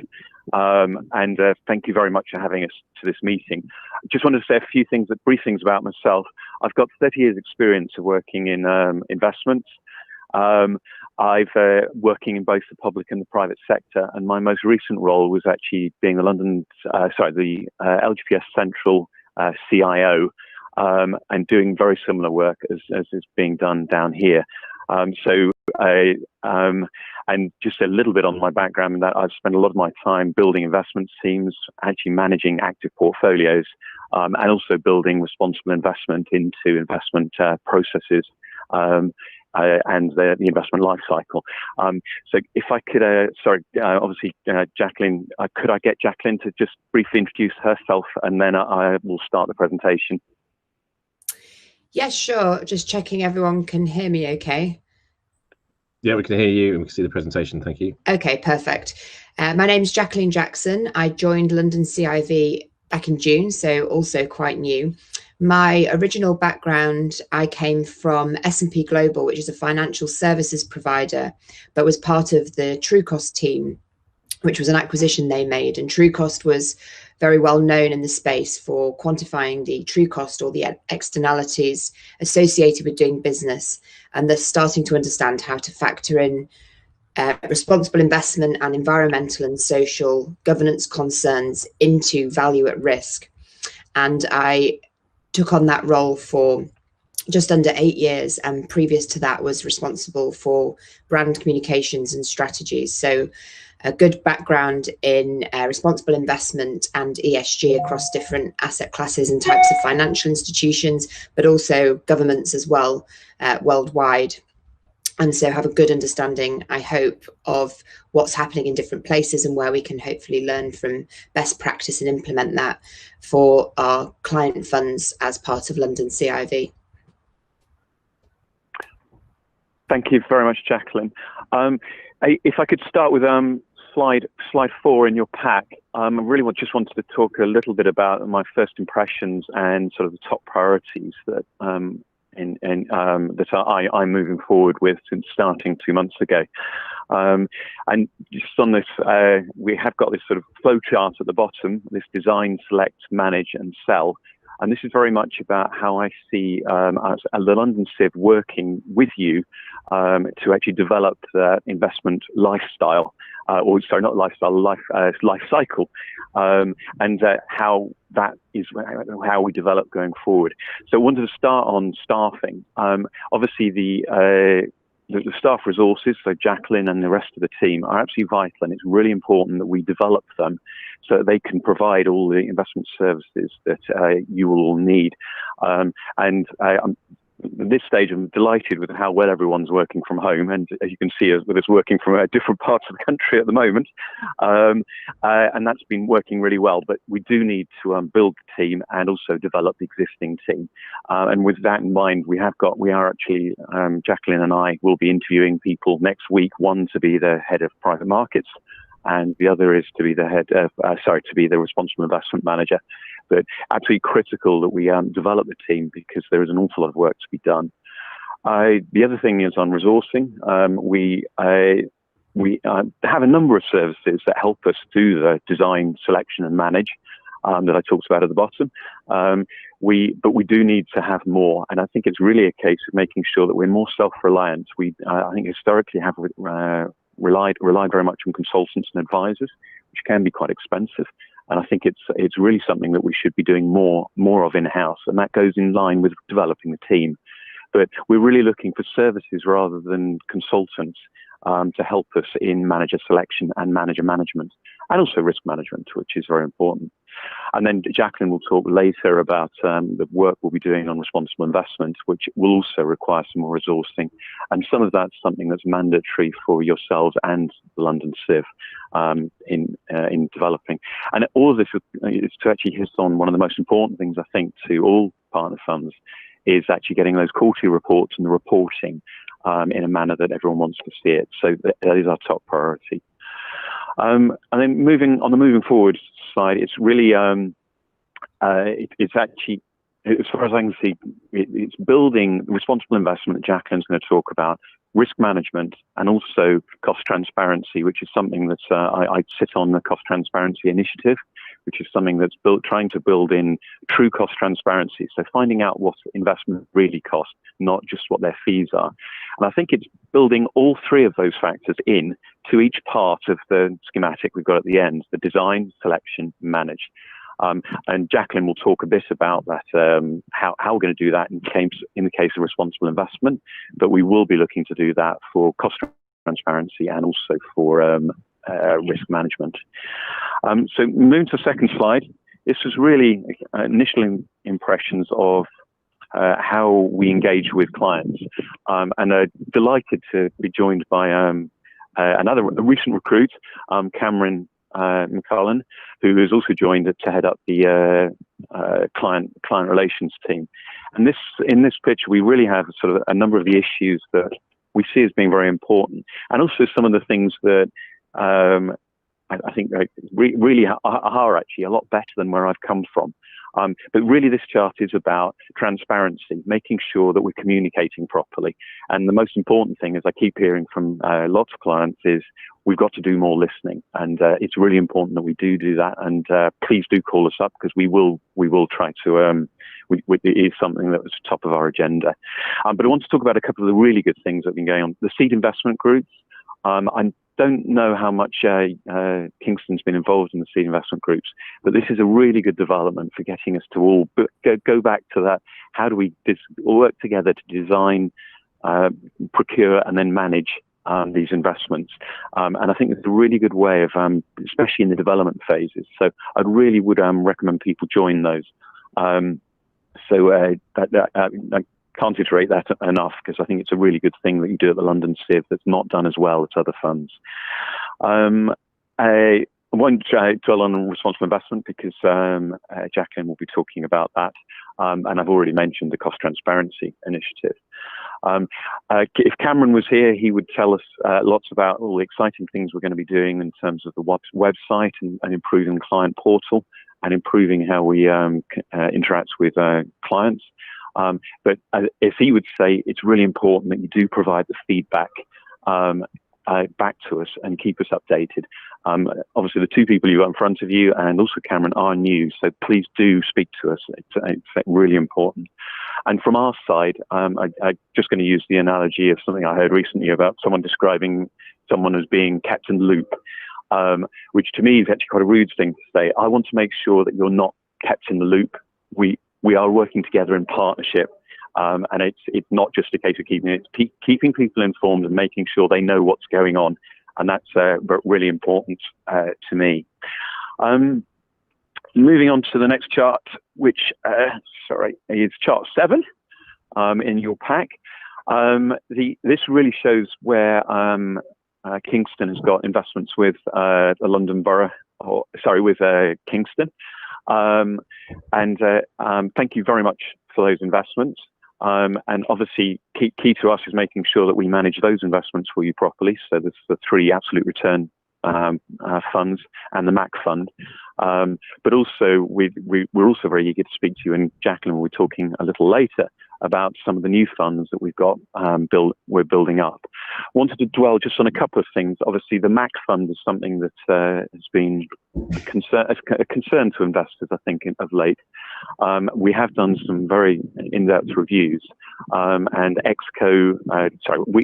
me and the investment team have recommended to EXCO that we take on a second manager as part of this London Civ MAC fund.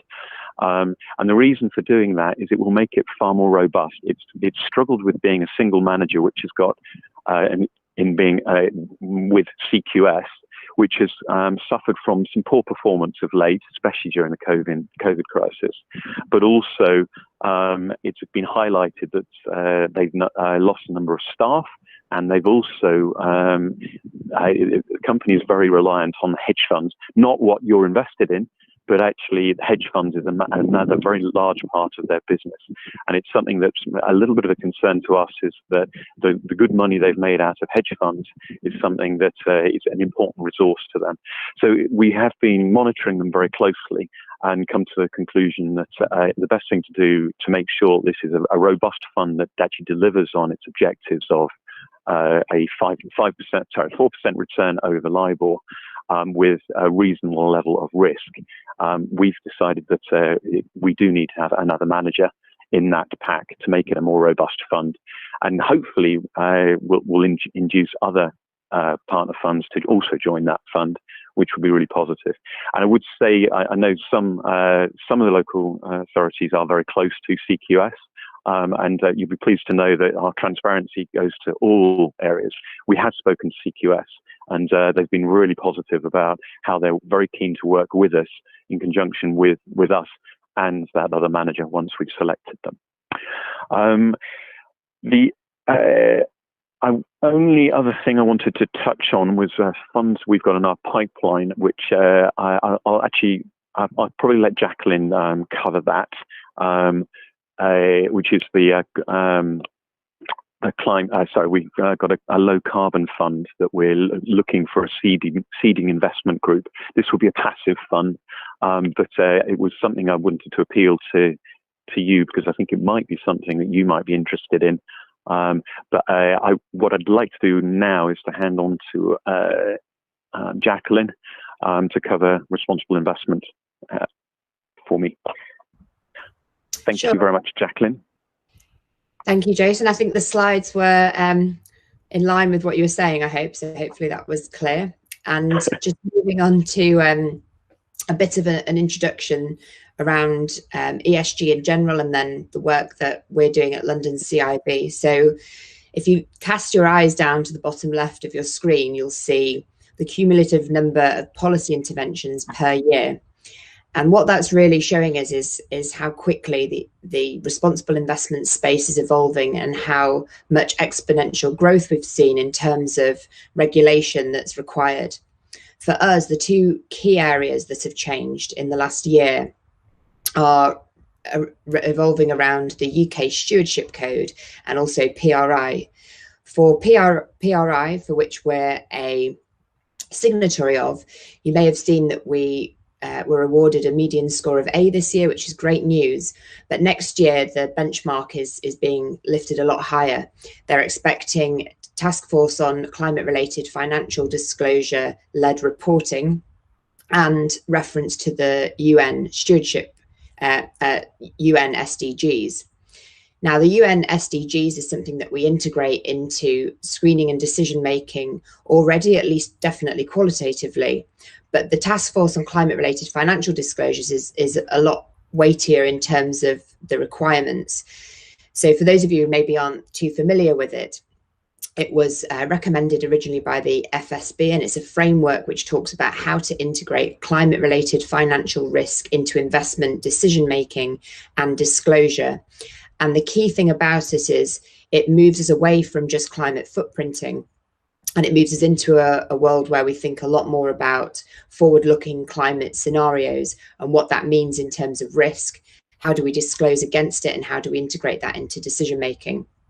So that's one key development and one thing that we're going to need to do for the next set of disclosures for UNPRI. And then second to that, we also have the UK Stewardship Code changing its requirements from a comply or explain approach in terms of engagement forward into apply and explain. So essentially, the criteria for both of those types of disclosures is going to be increasing over the next year. And so now on your slide, you can see just an overview of how we are developing responsible investment and engagement within the organisation from a strategic point of view. As you know, there is already a responsible investment and engagement report that London CIV have published on the website. And that essentially is created by understanding what our client policies are, what our peers are doing, what regulation requires, and then also what we believe as an organisation. And that is all fed into our responsible investment and engagement policy. But one thing that's really important to note is that this is a very fast changing area. In one world event, everything can change. And so there are new themes emerging, which are becoming priorities for our clients, and new themes that are becoming financially material in the responsible investment space. And so this is an ever evolving document and something that we're looking at where we need to provide updates at the moment. And of course, aside from reporting on all of this, we really need to be implementing what we're writing about. And that is going to be running through our own operations, but mainly selection, particularly around fund management and also stewardship of the corporate companies that we're invested in. And we plan to do this in a very collaborative way in responsible investment, working with other pools and being able to work with client funds who are doing similar pieces of work in order to maximize the efficiency of getting everything done. And it's likely that we may see voting policies and stewardship and climate documents separated out in the future from the responsible investment and engagement policy, because there is more detail that we can provide on these areas in the future. And then just to give you a quick progress update, I suppose, we were already a signatory of the UNPRI, and you'll see that our median score was A, and we had AAB across the areas that we report to, which is great news. We also have since then signed up to Pensions for Purpose, to Climate Action 100+, both of which will help us in engagement. So where it can be a huge amount of work to do alone as just one person or myself and Jason, there's a huge network to build on and to support each other in engagement and outcomes that we want to achieve. And I'm also a member of the Diversity Project, which supports us in our ongoing efforts to understand where that could be material or where we might be able to help make a difference on that from our perspective. And of course, we're a signatory for TCFD, a report that we will also need to be writing for PRI next year, but recognising as well our understanding that climate change is becoming an increasingly financially material issue that we want to understand better. And so in terms of our progress, we're making progress on climate. We're looking at climate data that could be helpful to support that kind of footprinting and scenario analysis. We're looking at stewardship. So we want to get potentially a proxy voting provider to support with that, working out what those requirements look like at the moment. We are building out our capacity to deliver, as Jason touched on, in terms of staffing, but also training internally. We are as well increasing the product offerings which are relevant to this area. And I know Jason's already touched on that, so I won't go into too much detail. And then, of course, really integrating everything into our own culture and communication strategies. So I'm providing, hopefully, much better reporting that Cameron can make sure gets fed into client communications moving forward, not just for the website, but for all of the other areas in which we communicate with clients as well. And so I wanted to touch just a bit on where responsible investment is integrated into products as well. We have the Sustainable Equity Fund, Sustainable Equity Exclusions Fund, all of which cover most of the sustainable development in one way or another, or at least help benefit some of the targets within those targets. We also have infrastructure, which particularly looks to address climate action, renewable energy, decent work and economic growth, as well as sustainable cities and also innovation and infrastructure. And then with the Global Equity Core Fund, for example, we're able to look at SDGs, including climate action, no poverty and good health, given the fact that they have some exclusions. And then in the pipeline, of course, there's a lot to think about, particularly with a responsible investment angle. We have, again, renewables, which seeks to invest 100% in renewables in infrastructure, tackling sustainable cities, decent work and economic growth, clean and renewable energy, and innovation in infrastructure, and of course, climate action. We have the London Fund, and we're looking at options around low carbon and also the Paris-aligned Global Equity Fund. So obviously, if there's any questions on them with regards to the pipeline, that's something maybe I'll hand back to Jason to cover.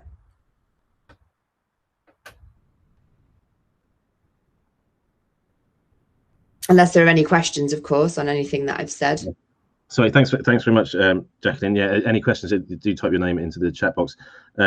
Jason, sorry, I muted you while Jacqueline was talking, so I don't know if you are talking. Hopefully you can hear me. If you're able to unmute, I know you're on a phone, so it's slightly different to being on a computer, but hopefully you should be able to unmute yourself. I've tried. I can mute people. I can't unmute them. Oh, there we go. Hello, hi yes. there. Can you hear me now? Yes, we can. Thank you. Thank you very much. Sorry, sorry. While I was trying to unmute, I couldn't hear the question. So if you could ask the question again, please. Well, it was just asking. Well, just making sure that you could unmute, so you can. But Jacqueline, I think was passing over to you to talk about some of the funds. Was it? Yeah, and just to let you know, Jason, that everyone on their slides at the moment have been through the responsible investment update, and they can now see the fund launch pipeline.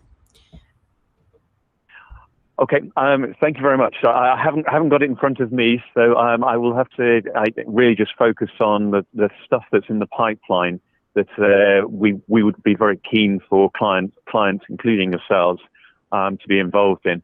Unfortunately, I can't see them there, so you're going to test my memory as to which ones they are. But these are all the ones that in the pipeline which are focused very much on. That are focused on responsible investment, and this is very much in the design phase of that. So it's building it into the mandate, if you like, for those investments, well before we decide which managers that they're actually involved in. So the key ones that are actually being built at the moment are the Renewables Fund, which is going to invest in renewable infrastructure, and it will be 100% in renewables. We obviously already have an infrastructure fund which is set up, which I don't think you're invested in. But this is going to be very similar in terms of being an infrastructure fund, but it will be only focused on renewables and investing in, I would see as renewable enablers as well, which is the likes of investments such as water meters and things like that. So I think there's a wonderful opportunity there to invest in these areas. And also you will then have that impact that you get by investing in renewables, i.e. investing in low carbon energy producers,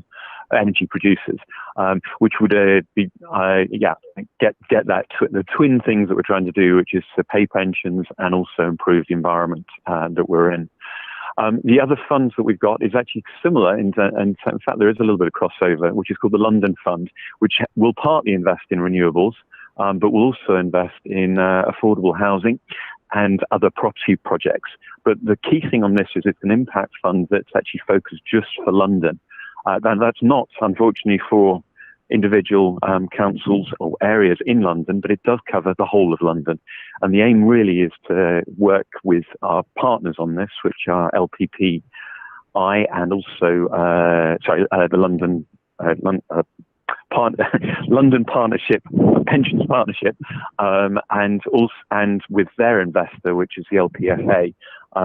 Now, we're very keen that we get more people interested in it. You're not part of the seed group, but if that is something that you are interested in, we would be very keen to speak to you in more detail on that. The other one, and I know that there's 4 on there, and I think I've only managed 3, but is the Low Carbon Fund, which is a passive fund, which I mentioned earlier.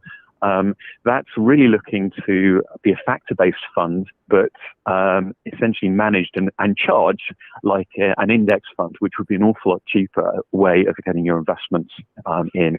Now, this would obviously be in equities, but it would essentially buy into factors which the seed group, who's being set up at the moment, have decided are key things that they want out of these investments. And then it will be done in an index-like fashion. So we will select an index which will invest in those factors that you want. So maybe low carbon, or my personal favorite, which is actually carbon improvers, is the kind of factor that I want to see in these funds. But this is something the seed investment groups are working with to develop that as a fund. And then obviously getting it at the lowest cost possible, which is basically selecting a manager once that fund's been, factor-based index has been chosen, and then managing a fund to it. This is actually a really cheap way of investing in responsible investment factors, which is something we're building a seed investment group to set up. I think I've done pretty well because I can't remember what the last one is. Oh, I can remember it. We've just launched a new fund, which is the London Civ Core Fund, which is invested with Morgan Stanley, which is really basically at the core of it is that they invest in quality companies. That means companies that have got very high stable earnings and reliable earnings, do very well in times when things are doing badly, when the market's doing badly. So it's obviously it would have done very well if we'd held it during the crisis. The other aspect to this, though, is Morgan Stanley also does some very intense work on managing this fund in terms of engaging with the underlying companies. It has a very focused number of companies that it's involved in, but they are, as we will be expecting Jacqueline to be working with them on this, to actually engage with those companies and advise on voting and how things move forward. The other aspect of this fund is it is also a bit of a factor fund in terms of it doesn't invest in high carbon producers or tobacco and alcohol. So it essentially excludes certain aspects, but it's done in an active manner, which may get around some of the issues some of the councils have regarding whether they exclude. As far as I understand, this is an active fund which has actively chosen not to invest in these factors. So really wanted to just sort of put these are things we've having developing in the pipeline, and actually funds that we've launched that are actually actively got responsible investment and engagement built into the design of the product itself. So hopefully that covers it all. But Jacqueline, do you want to cover anything that I've missed? No, I think that's a really good overview. Remembered everything. Sorry to put you on the spot there with the slide that you can't see. The only thing that is kind of towards the top of the list that we didn't cover is private debt.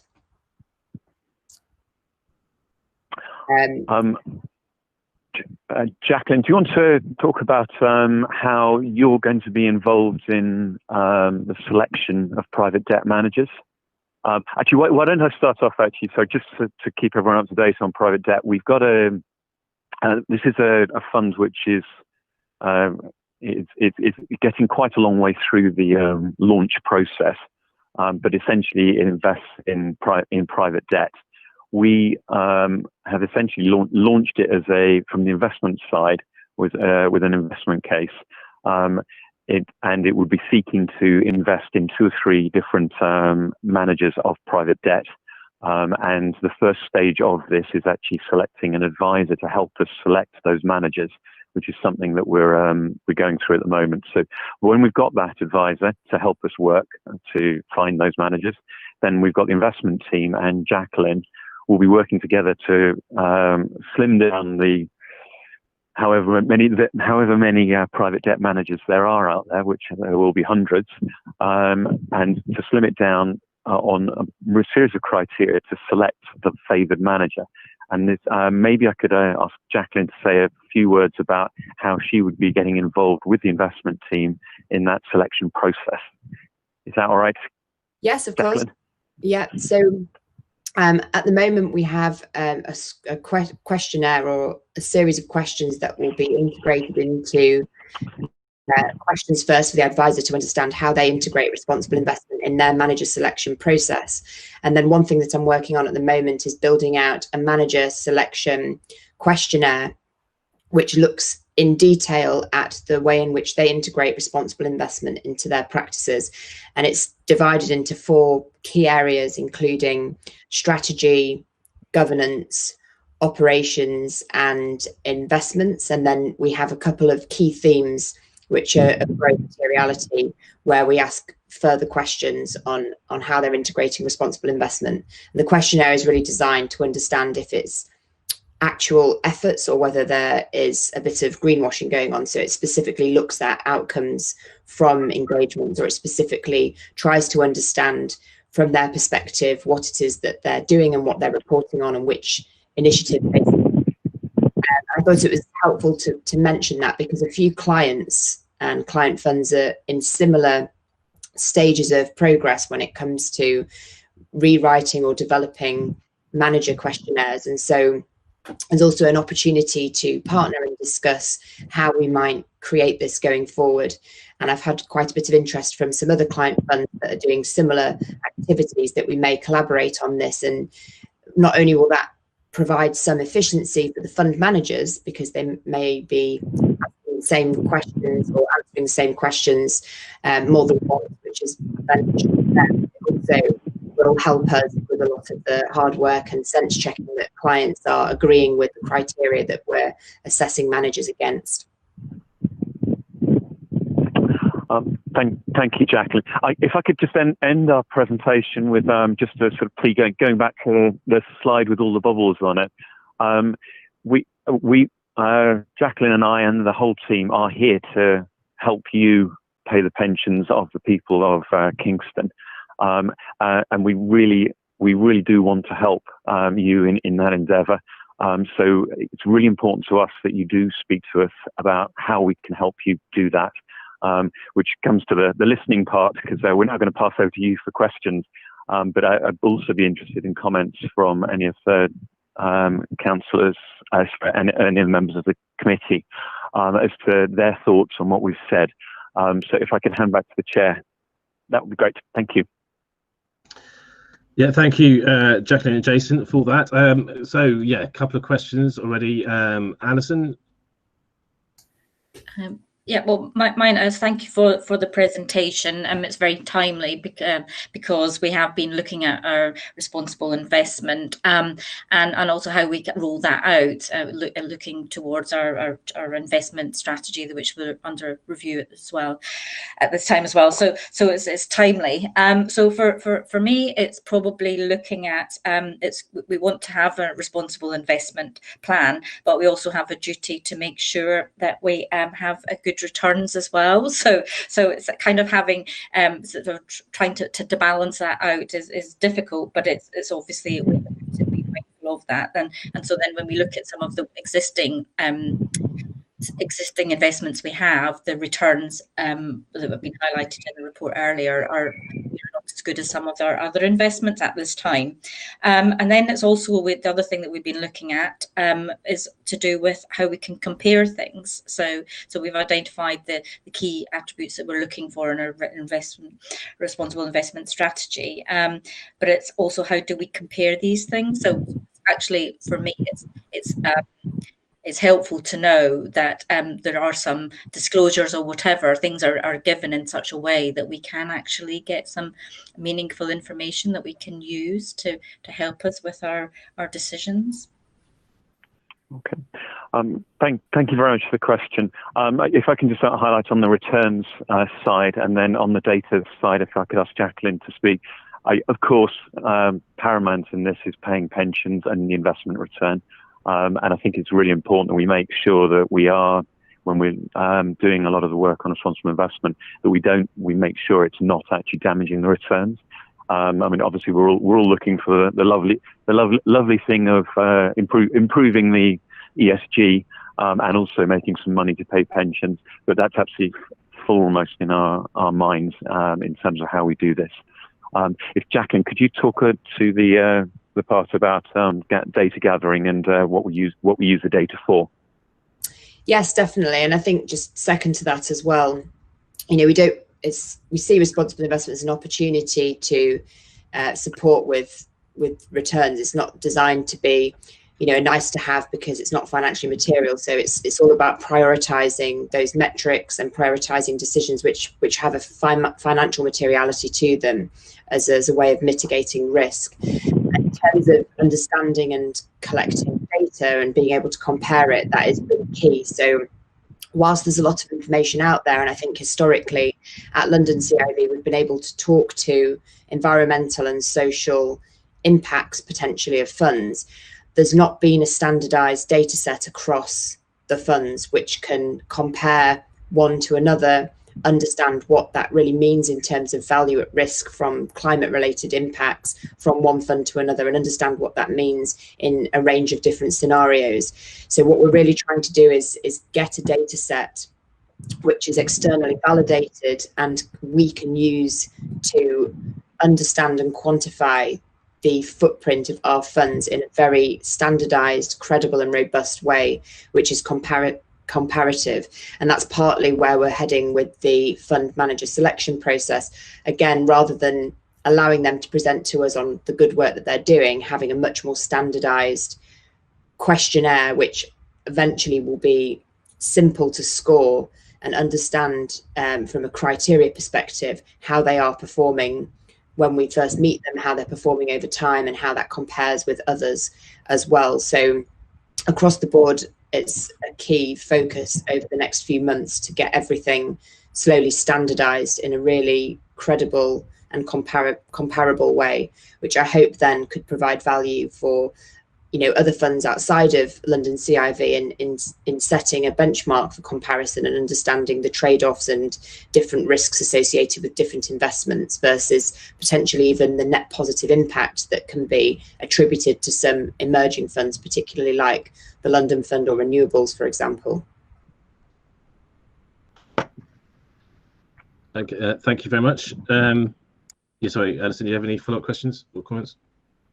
No, I think that was a good answer. So I noticed that Daniel wanted to ask a question, so I might have something follow up after he says something, because that's quite important, because that's related to our investment strategy review which him and his team are doing. Could I just add? Oh, sorry. Yeah. So it's Jason here. Could I just add one other thing to that, kind of the in terms of Jacqueline and I are working together to build the investment beliefs of the London Civ, which is obviously something that will be a public statement, which we're updating at the moment.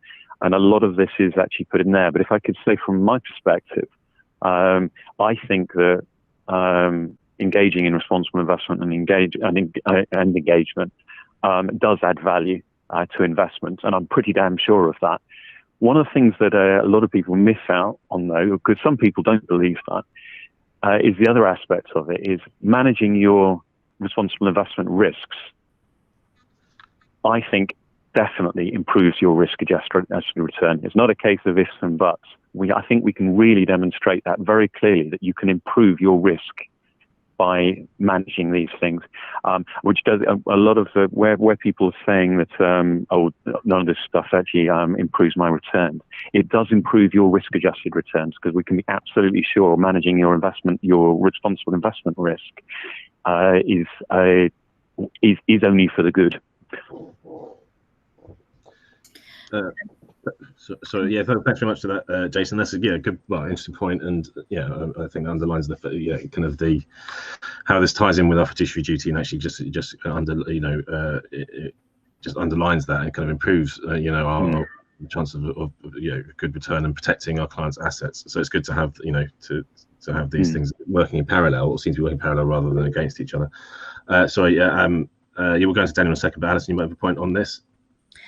Oh, I put my name in just in case you want to come late. But yes, so for me, it is looking at, because I've been at conferences where they've been talking about this, and the example they used was the sort of Apple and Samsung, and so it's, you can't compare the two because the one produces and the other one gets other people to produce. So it's for me, it's about how we can get sort of behind that detail to show that what you could say that Apple's good because of their they're not producing something in the same way, they're selling the product on, and Samsung are not as good, and so it's that kind of nuance of review that I'm kind of thinking of when I'm thinking about the comparisons.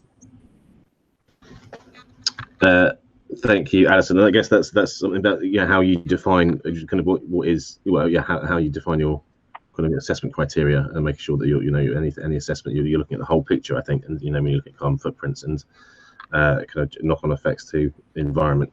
Daniel, over to you. Thank you, Chair. My question was more around some of the investment offerings. Jason, you briefly mentioned around the planned changes to the multi-asset credit fund, which Kingston are currently invested in, around adding in an additional manager.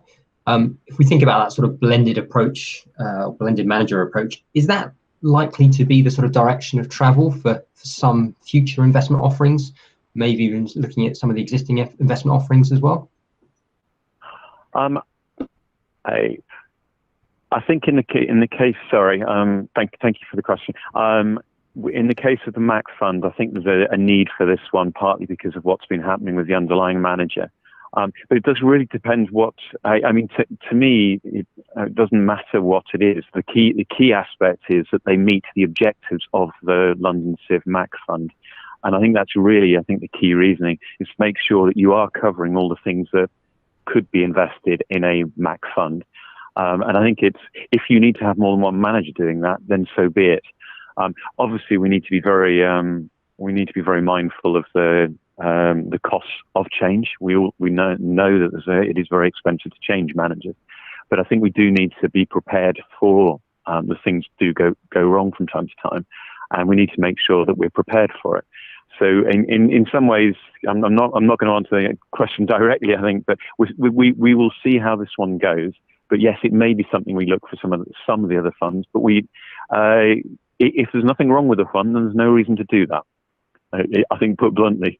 But we do need to make sure that we've got robust funds, though, and especially in areas where maybe, if a fund manager, the worst thing of all worlds is to actually have a fund manager turning around and saying, we don't want to run your money anymore. What do you do then?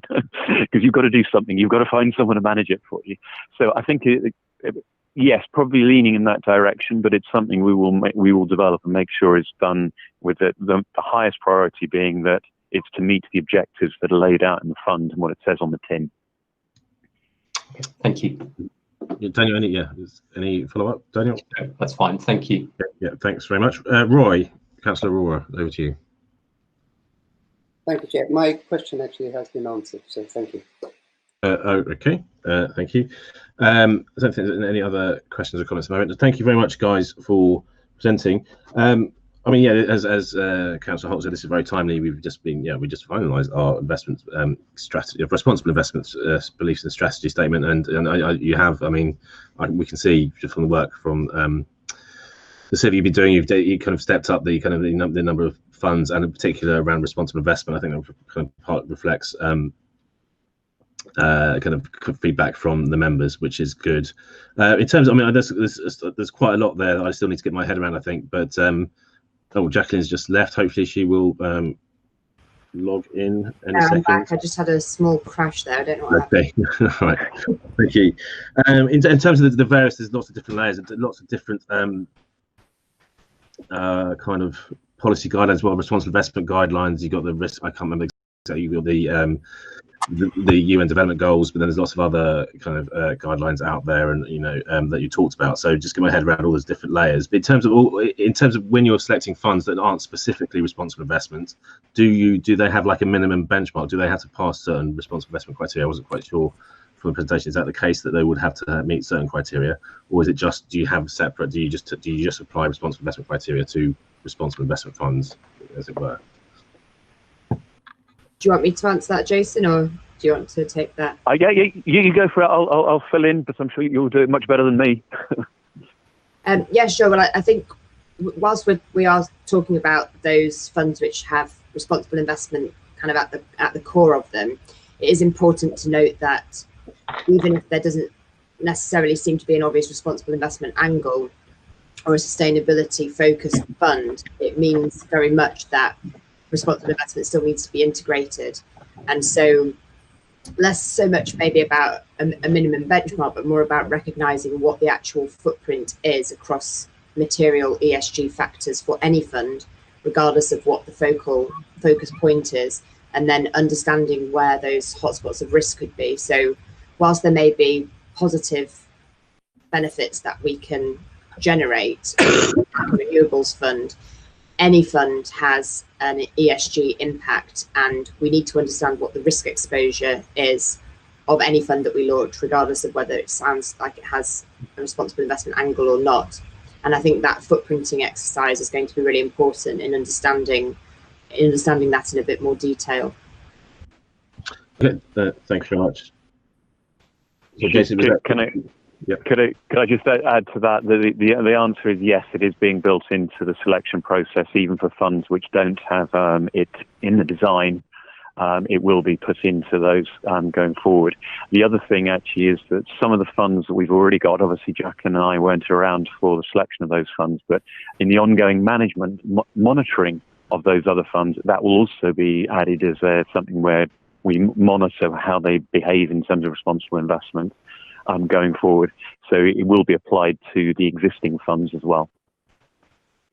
Okay, and I guess that'll be justified from the point of view, as you mentioned, if you see this as a material risk, then it should be something taken into account anyway, whether or not you're doing something kind of quote unquote for the good of humanity. You want to be protecting the assets for obviously the members, so that makes sense in that respect to always be including this as part of your selection criteria, or ESG factors as part of your selection criteria. Samara, you had a question? It wasn't a question, it was a comment, just to let panel members know that they mentioned seed investor groups for some of these funds.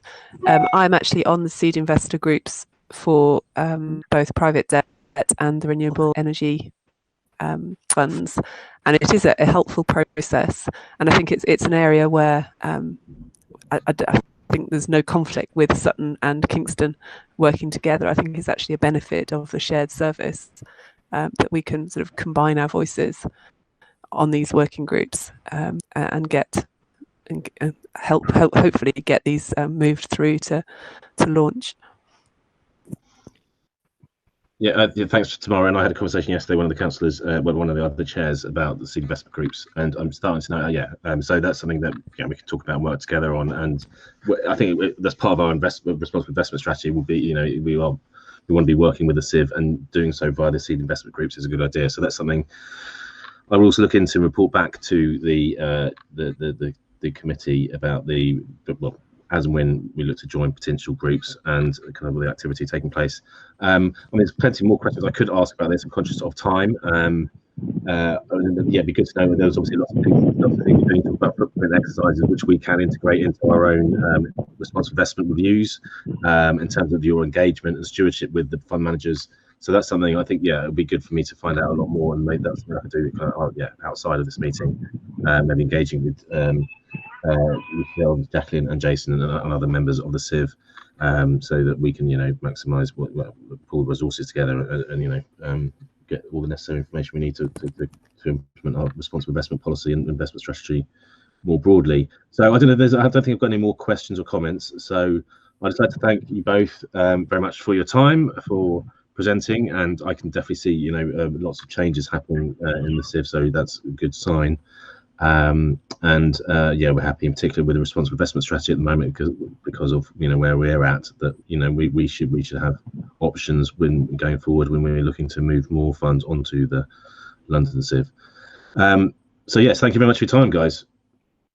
Thank you. Thank you very much. Really appreciate your time. Yeah. Bye. Thanks, guys. Appreciate you joining. Thank you.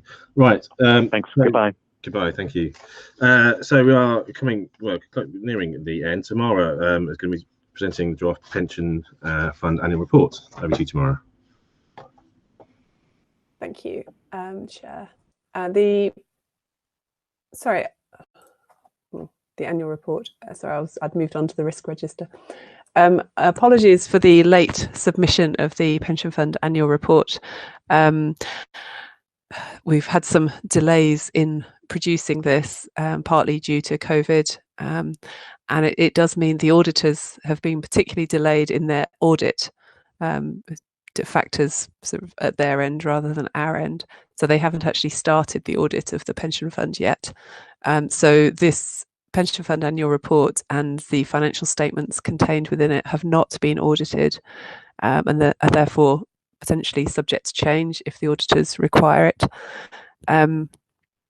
Other than that, I don't think there are any particularly significant issues to draw your attention to within the report itself.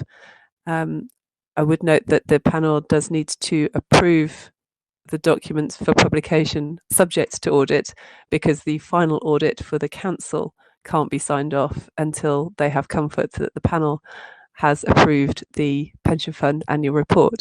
So it's a slightly circuitous process that we're asking you to sign something off subject to audit, which is an audit requirement in itself. Yeah, I don't see any material issues arising from the audit.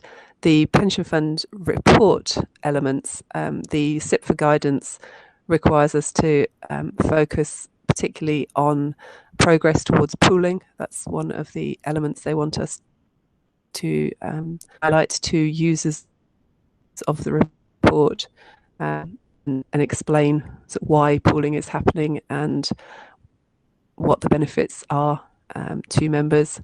There's obviously a focus on fees and cost transparency, which was mentioned by the Civ in their presentation. And then there is a strong focus on governance and the role of the committee and the pension board in providing that oversight of the pension fund administration. So I don't think there's much that's changed significantly during the year in terms of governance processes. So hopefully most of that information is relatively familiar to you. I don't know if there are any questions or comments on the report. The formatting, apologies for the formatting. It is incredibly difficult document to format, and we will format it at the end before publication. So I'm aware that there are sort of tables that are slightly out of kilter. But that will be sorted out once the audit statement is slotted in. Thank you, Tamara. Councillor Holt. Okay. So it's obviously is a fairly unusual situation. So I suppose that we just need to have the officer I don't know, feedback on this, because I don't really know whether it then has to come back to us when the audit report is done, so that we can see if there was anything coming forward in the audit report. I'm not saying that there will be, but I'm just wondering if that could be added to a meeting in the future when it's actually finalised, given that the audit hasn't actually taken place. So my original question would have been, what are is there anything coming out of the audit? And so the answer to that is no, because they're not there. So that was my first thing. And then I don't know whether they want to deal with that one, because the other questions I have are to do with the accounts themselves. So I don't know whether you want to deal with that bit first. Yeah, can do. I think tomorrow, Kevin, about the process. Would you repeat the question, Councillor? Well, it's just about the process, whereas so Councillor Holt mentioned whether we could, if there were changes. So I guess that we're approving this, potentially approving this subject to audit. If there were changes, well, will we see the report again after the audit process taking place? If there've been changes. It's a fairly common recommendation, something that's approved subject to financial audit. It's quite straightforward. If something does arise in the audit, it will have to come back to committee. I would suggest that we bring it back to committee at some stage anyway, just to confirm that the audit was clean. Okay, that sounds sensible to me. Yeah, Alison, I think you nodded your head. So I think you're okay with that. If you had another questions about the audit itself, sorry, the report itself. Not the audit itself, but I mean, it was just really the process. I think we should be made aware of, because if we don't have the audit report or any of the comments that are perhaps being made, then I think we just need to officially see that.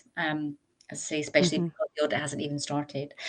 For me, I'm looking at the contributions receivable line and looking across. It's point 3 on page 8. And I probably can in my head understand what's happening here. I know there's obviously been transfers in, but I'm just wondering why our contributions would go down. There's years where there's contributions in, but then there must be because you've got more people joining, so therefore there must be more ongoing contribution. So I just have sort of wondered if we had some feedback on that, why there's the fluctuations. Sorry, it's taking me a little while to load the actual report.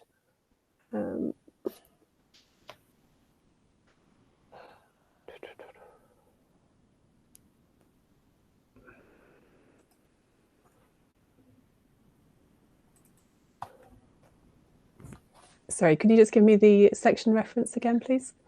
Well, it's financial performance, which is note 3, and it's on page 8.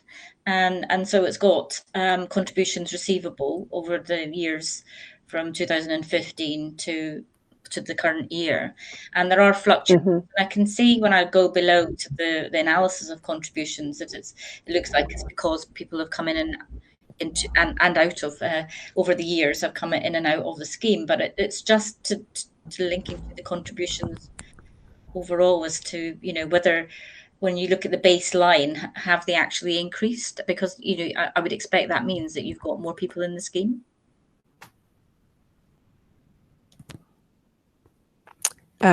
So do you mean sort of contribution per member almost? As in a sort of so you can think about it in terms of whether people are contributing more rather than our bulk transfers happening. Yeah, so that's 42 million. Is that baseline figure? I looked at the notes, and it does look like in 2018-19, I think there were some people coming. There wasn't sort of increase in contributions. So I presume that was because there had been more people transferred into the scheme. But it's just more for just the, and maybe it needs to be something that it sounds like it's something I'm not going to get an answer to now, but it's just a question I have, and I don't know if I can get an answer to it separately. Rachel, do you have something to say about this particular? Sorry, Tamara. So I was just going to say, sorry, that we can look at this in more detail for any specific reasons behind it, but just looking at the table on the top of page 9, you see in 2017-18 the value of transfers out of the fund were far significantly larger than the value of transfers into the fund, which would kind of imply, you would think, all else being equal, that there's fewer members in the fund to be contributing going forward. But we can certainly look at that in more detail, look at the reasons behind those variations, and come back to you with an answer. Thank you. Sorry, just the if you exclude the transfers in and the transfers out, generally there is not much fluctuation in the member contributions or the member benefits payable, and the employer contributions follow the pattern of the transfers in and transfers out. So there was nothing that particularly jumped out to me as unusual there, but we can have a further look at it. Yeah, I think it's just to see where we are with the baseline, because for the other thing is the comparison between so going back, probably looking at our cash flow, isn't it, really? So it's looking at the money that we're coming in and the money we have to pay out, and if that correlation, if that sort of comes together, then that gives rise to a cash flow situation. So if we go, I think I've seen it somewhere else where there's it does show you what's paid out. I'm losing. Anyway, if you can feed back to me anyway. So the ultimate thing is cash flow. I know we in the previous meeting you've said that our cash flow is fine, but as if we've got contributions coming in and our contributions or payments out are greater, then that's where we begin to have issues. And that is something that actually we were considering asking the actuaries to look at specifically in light of COVID-19, because there was a concern that people might start reducing their contributions, moving to a 50% contribution rate, for example, if they were experiencing financial hardship. And that could, if a very significant number of people chose to do that, that could definitely impact the cash situation of the fund. But I think we wanted to wait. We certainly haven't seen that come through at the member level yet, but I think it's something we want to keep under review, certainly for the next year or two, as the economic impacts of COVID-19 play out. Okay, thank you. Thank you. Any more comments, questions about the report? Thank you. No, yes, thanks very much, Tamara. And I can concur that most of what you said it kind of reiterates what we already kind of knew, and there's nothing major that's changed, I don't think, from the report. So as we've discussed, we now need to approve this subject to audit. Any changes, as we said, I think we will be bringing this back anyway, just to confirm whether any changes are made or not after the audit has taken place. But we need to approve it now. So if anyone has any issues with that, or don't want to approve for any reason, please let me know now. Otherwise, I will take this as unanimously approved. I'm not seeing any nodding of heads or any comments. So the report is approved unanimously, subject to audit. Thank you very much. So moving on to the next item, again with Tamara, it's the risk register. Tamara, back to you. Thank you. Thank you, Chair. So there's only one significant issue to draw your attention to on the risk register, and that's the risk that we've added under the financial liability section relating to what we've already discussed today in terms of regulatory and legal risk. So which number is that? There are. So which risk number? Yeah. It's risk number 5. Thanks. Thank you. So as we've seen already, it is possible and indeed probable that there will be cases that come through either as case law or government changes to LGPS regulations that mean there are kind of step changes in the liability profile of the fund, and these are out of our control generally, and mean that we have to revise our estimate of liabilities. And as more and more of these are starting to come through, obviously there could be a financial impact, and there almost always is an administration and process impact. So we've added this as a risk to the risk register. I think an amber reflects that it's, we know it's likely to happen. We know these cases are coming through, and it's highly likely to be more of them. The question is how significant the risks are. I would say so far the financial cost has been manageable, but we can't guarantee that's going to be the case for future regulatory cases. And the administration cost is almost certainly going to be quite significant, both in terms of effort and work required, but also the risk of getting it wrong and distracting from other tasks as well. So I think it's worth having on our risk radar going forward. Other than that, there are no changes to the risk register itself. There are a couple of items where we have said in the past we would like to monitor this in more detail, in particularly employer financial strength. And this is something we've got on the radar, particularly post-COVID, where we know that there may be employers who whose financial position has changed or whose financial outlook has changed. And I think we need to be keeping a close eye on the financial strength of employers. So I think let's try to find which item number it was.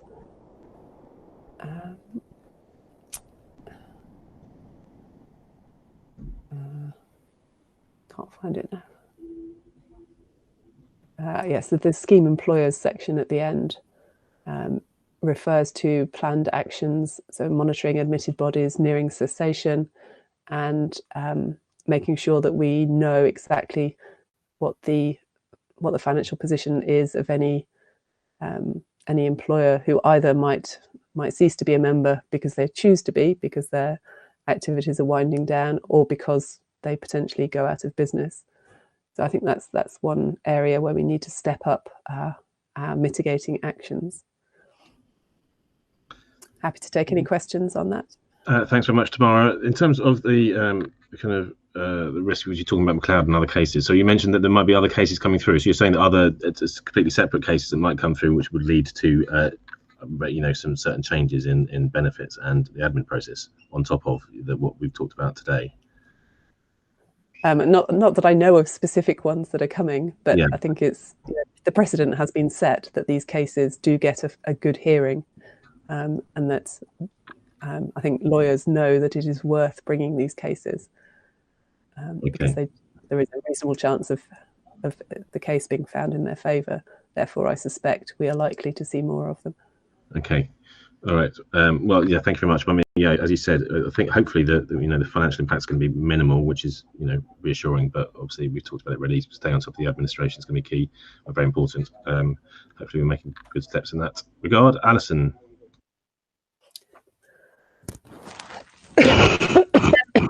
It's probably to do with the review. I've not got specific questions on each of them, but in the risk registers that I've seen in elsewhere in other committees, is they have the mitigation has a RAG rating, and then you sort of bring it down, so you can actually see what the overall risk is. So I'm just was wondering about that as a possibility, so that. Because if the mitigations are such that takes it from amber to green, or somewhere not as high amber as whatever, so it's just that actually to have that kind of profiling. I don't know if that's something that we can consider here, just to say how much of a mitigation we're putting in place. Yeah, it is something we can consider. In terms of formatting for panel papers, getting more tables onto the page is incredibly difficult. So I think actually we do have some of that behind the scenes. Okay, that's putting it into all the published papers is harder. No, that's fine. If you tell me that that's the case, but that's because in other committee papers I've had, they actually do have the risk and then the mitigation, and then the mitigation is then taken into account to give you as it were, the net risk, and so that can sometimes move things from being amber to green, or not. Red to amber. We'll take that away and have a look at the formatting and see if we can make this a little bit more user friendly, because I agree it is a useful piece of information to know whether a mitigating action is critical or whether it's a nice to have. We'll have a look at that. Thank you.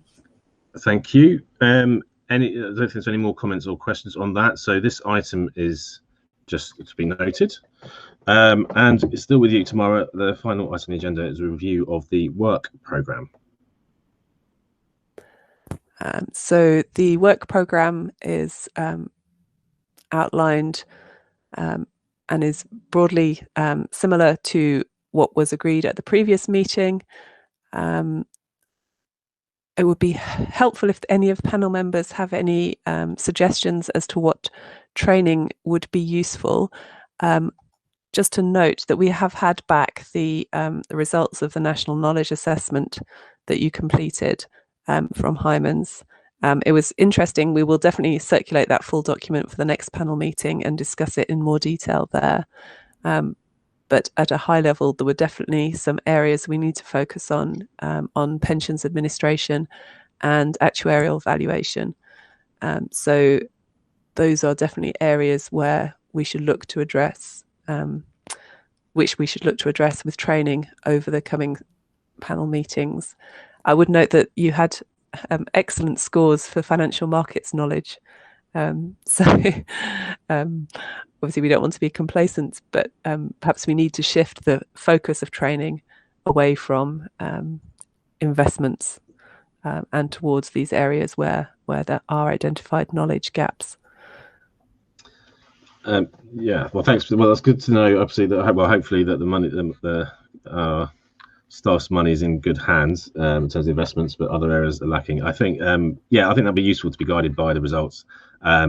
So the admin, I mean, I guess that, yeah, that is something that's going to be key. So that would be good to have something on that. I mean, I would be quite interested to know about the actuarial valuations. It's obviously something that's always been a bit obscure to me, how they come up with figures for liabilities, for example, having a better understanding of that. Let's get a better feel for where we are sitting ourselves, you know, as a pension in terms of our funding level. So I think that would be useful. I don't mind. I mean, I think I don't know if anyone else has any particular areas they'd like us to focus on sooner rather than later. But I mean, I'd be happy to defer that to you tomorrow if you want to decide. Yeah, potentially between those two topics. You know, I don't know. You can't maybe need to divide it down further. I don't know, but to focus on those when we're thinking about training for the next session. So yeah, is that okay? Yes, that's fine for me. Okay, so yeah, so if we can talk about that, you know, after this in terms of where we'd like to focus, unless anyone's got any specific requests. But yeah, if we focus on the areas that we're going to be kind of less strong, should we say, than the others in the feedback from the results, then I think that obviously that makes sense. Anything else to add, or anyone else has any comments on the work programme? Just to note that we will be holding a panel session on the 12th of October. It's structured as a workshop to talk about the investment strategy review. So the idea is that at that workshop we will run through the various options so that at the next panel meeting we're in a position to finalise the investment strategy. Hopefully you've all got the meeting invite for the 12th of October, because we definitely want everybody fully involved in that process. Thank you, Tamara. Yes, yeah, thanks for reminding everyone of that, and that's important, because what we've been doing with the responsible investment strategy is leading into finalising the kind of broader investment strategy review, and that's going to be leading into making these big decisions about where we're going to be moving funds to, kind of moving into potentially moving more money onto the CIV. So, and another important piece of work coming along. Thank you for that. Daniel had a comment.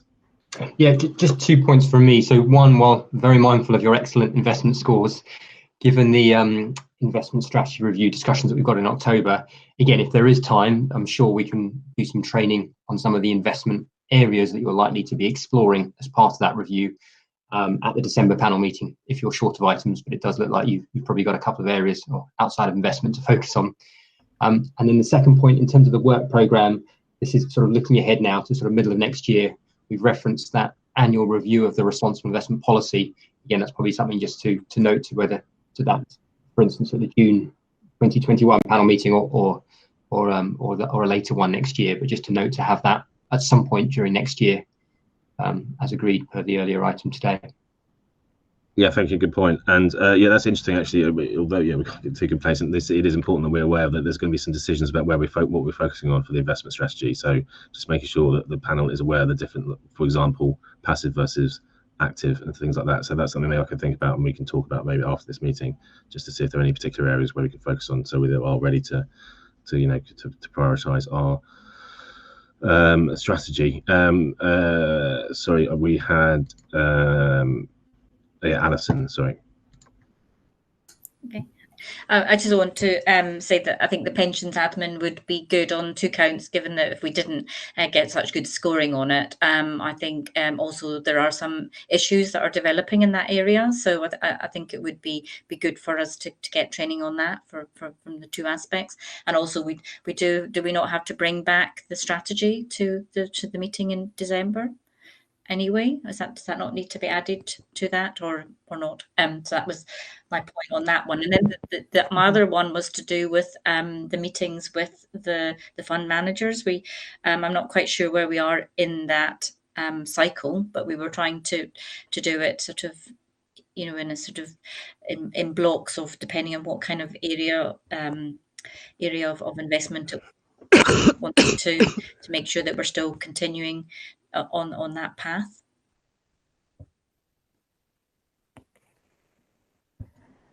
So yeah, who wants to take that? So in terms of bringing back the response, so you meant the responsible investment strategy, did you? No, it was the admin strategy, wasn't it? Because that was part of the meeting that wasn't actually. Yes, we will need to bring that back for formal approval at the next meeting. But also, so that, and the fact that if I think it would be good with all the other things that are going on, McLeod and all the other things that we mentioned today that are pensions admin are involved. Then I just think it would be better for us to understand more about what the implications are here, particularly resource, and resource costs money might not be as much as what the impact would be on contributions or or whatever, but it still is a cost to the pension scheme. Yes, thank you. And I think we need to also kind of clarify our working relationship with the pension board, and again that's been ongoing for a while, so that will help, especially regarding the admin and the kind of scrutiny of the admin function as well. Was there another question you had, Alison? Was that was to do with, we had I think we were doing it by sectors, the investment managers, and it was just saying that we just keep on going with that, so that we were picking particular sectors and of investment and taking whether it's diversified growth or whatever, we were keeping those managers together so that we were comparing like with like, as it were, in terms of so that was really all, because it's got fund manager presentations to be confirmed, but I thought we had a kind of schedule going, so that was the only reason I'm asking that question.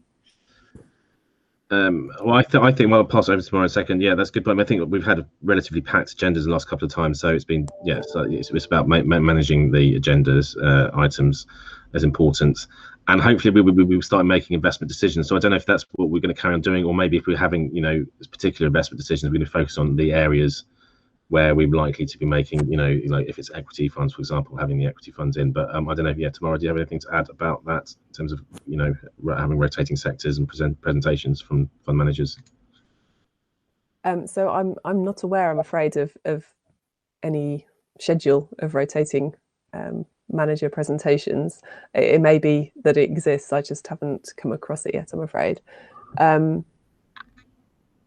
I think it's probably worth pausing it while we finalise the investment strategy review, rather than trying to, particularly because the investment managers themselves will know that we are conducting this review, and they will all therefore be particularly keen to sort of pitch their services and ensure that they're retained. So it might be a little bit unfair if we have some of them in to present while we're final investment strategy, and not others. It might be good to resume that once we've got a clear idea where we're going. Thanks, Tamara. I don't think there was a kind of official so kind of timetable. It's just that we had kind of I think prior to you joining, kind of had a few we had split up the presentation into sectors. Right. But in terms of, so maybe Daniel will come in as well. In terms of when we were looking to make, so we're obviously going to make some more investment decisions soon. Do we not have like a beauty parade, as it were, of potential fund managers coming in, or is that not how you would do it? You would make decisions first and then get managers to present. Thanks, Jay. In terms of the implementation of the revised strategy, that there are different ways of approaching it, and it will depend on the specific investment opportunity or asset class. And what I mean by that is, if, for instance, we're looking at aspects through the London Civ, there may only be one investment offering in that area that aligns with that area of focus. So potentially there will be need to have some time to spend on that. But again, it depends how this panel wish to work. You could do a sort of sub panel or subcommittee structure. We've often seen that in terms of making some of those decisions. around specific investment managers. But going back to the sort of governance piece around reviewing or receiving presentations from our existing managers, I'd probably echo Tamara's comment there around it's probably looking at next year. So maybe as the timetable sets here, starting from the March meeting onwards, because at that point we'll have hopefully agreed on the revised strategy and actually put some of those changes in place. So therefore, actually then reviewing managers going forward, that's a sort of sensible time frame to be looking at, rather than seeing any managers this year, i.e. December. Okay, thank you. So really the purpose of the having fund managers in is having existing fund managers who are we're invested in, and you're going to get a chance to find out more about the fund, and also to scrutinise with their performance and ask them any questions, about how they're aligning with our own strategy, rather than you wouldn't be getting them in presenting before we've invested. We wouldn't get a range of managers in to kind of present and then be picking one, based on the presentation. So there's a different purpose that I take it, really. So that makes sense, I think.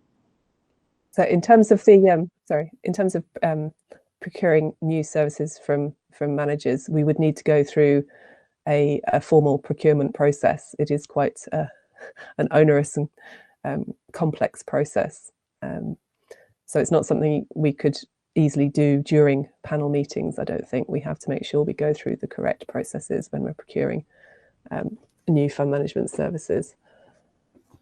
Okay. Again, I guess we haven't been doing so much of that in the first half of our time on the pension panel. We'll be doing more, so that's something I need to learn a bit more about as well. Okay, thank you very much. Any more questions about the work programme? No more comments. I take that as a no. So there's no urgent items authorised by myself as chair. You'll be glad to hear. So thank you very much for everyone for your time, and we've managed to squeeze it in within the 3 hours, which I think is always a success. So thanks very much for those who've managed to stay the whole course, and we will speak again, soon. Thank you very much, guys. Thank you, Chair. Our meeting at 12:52. Yeah. Back to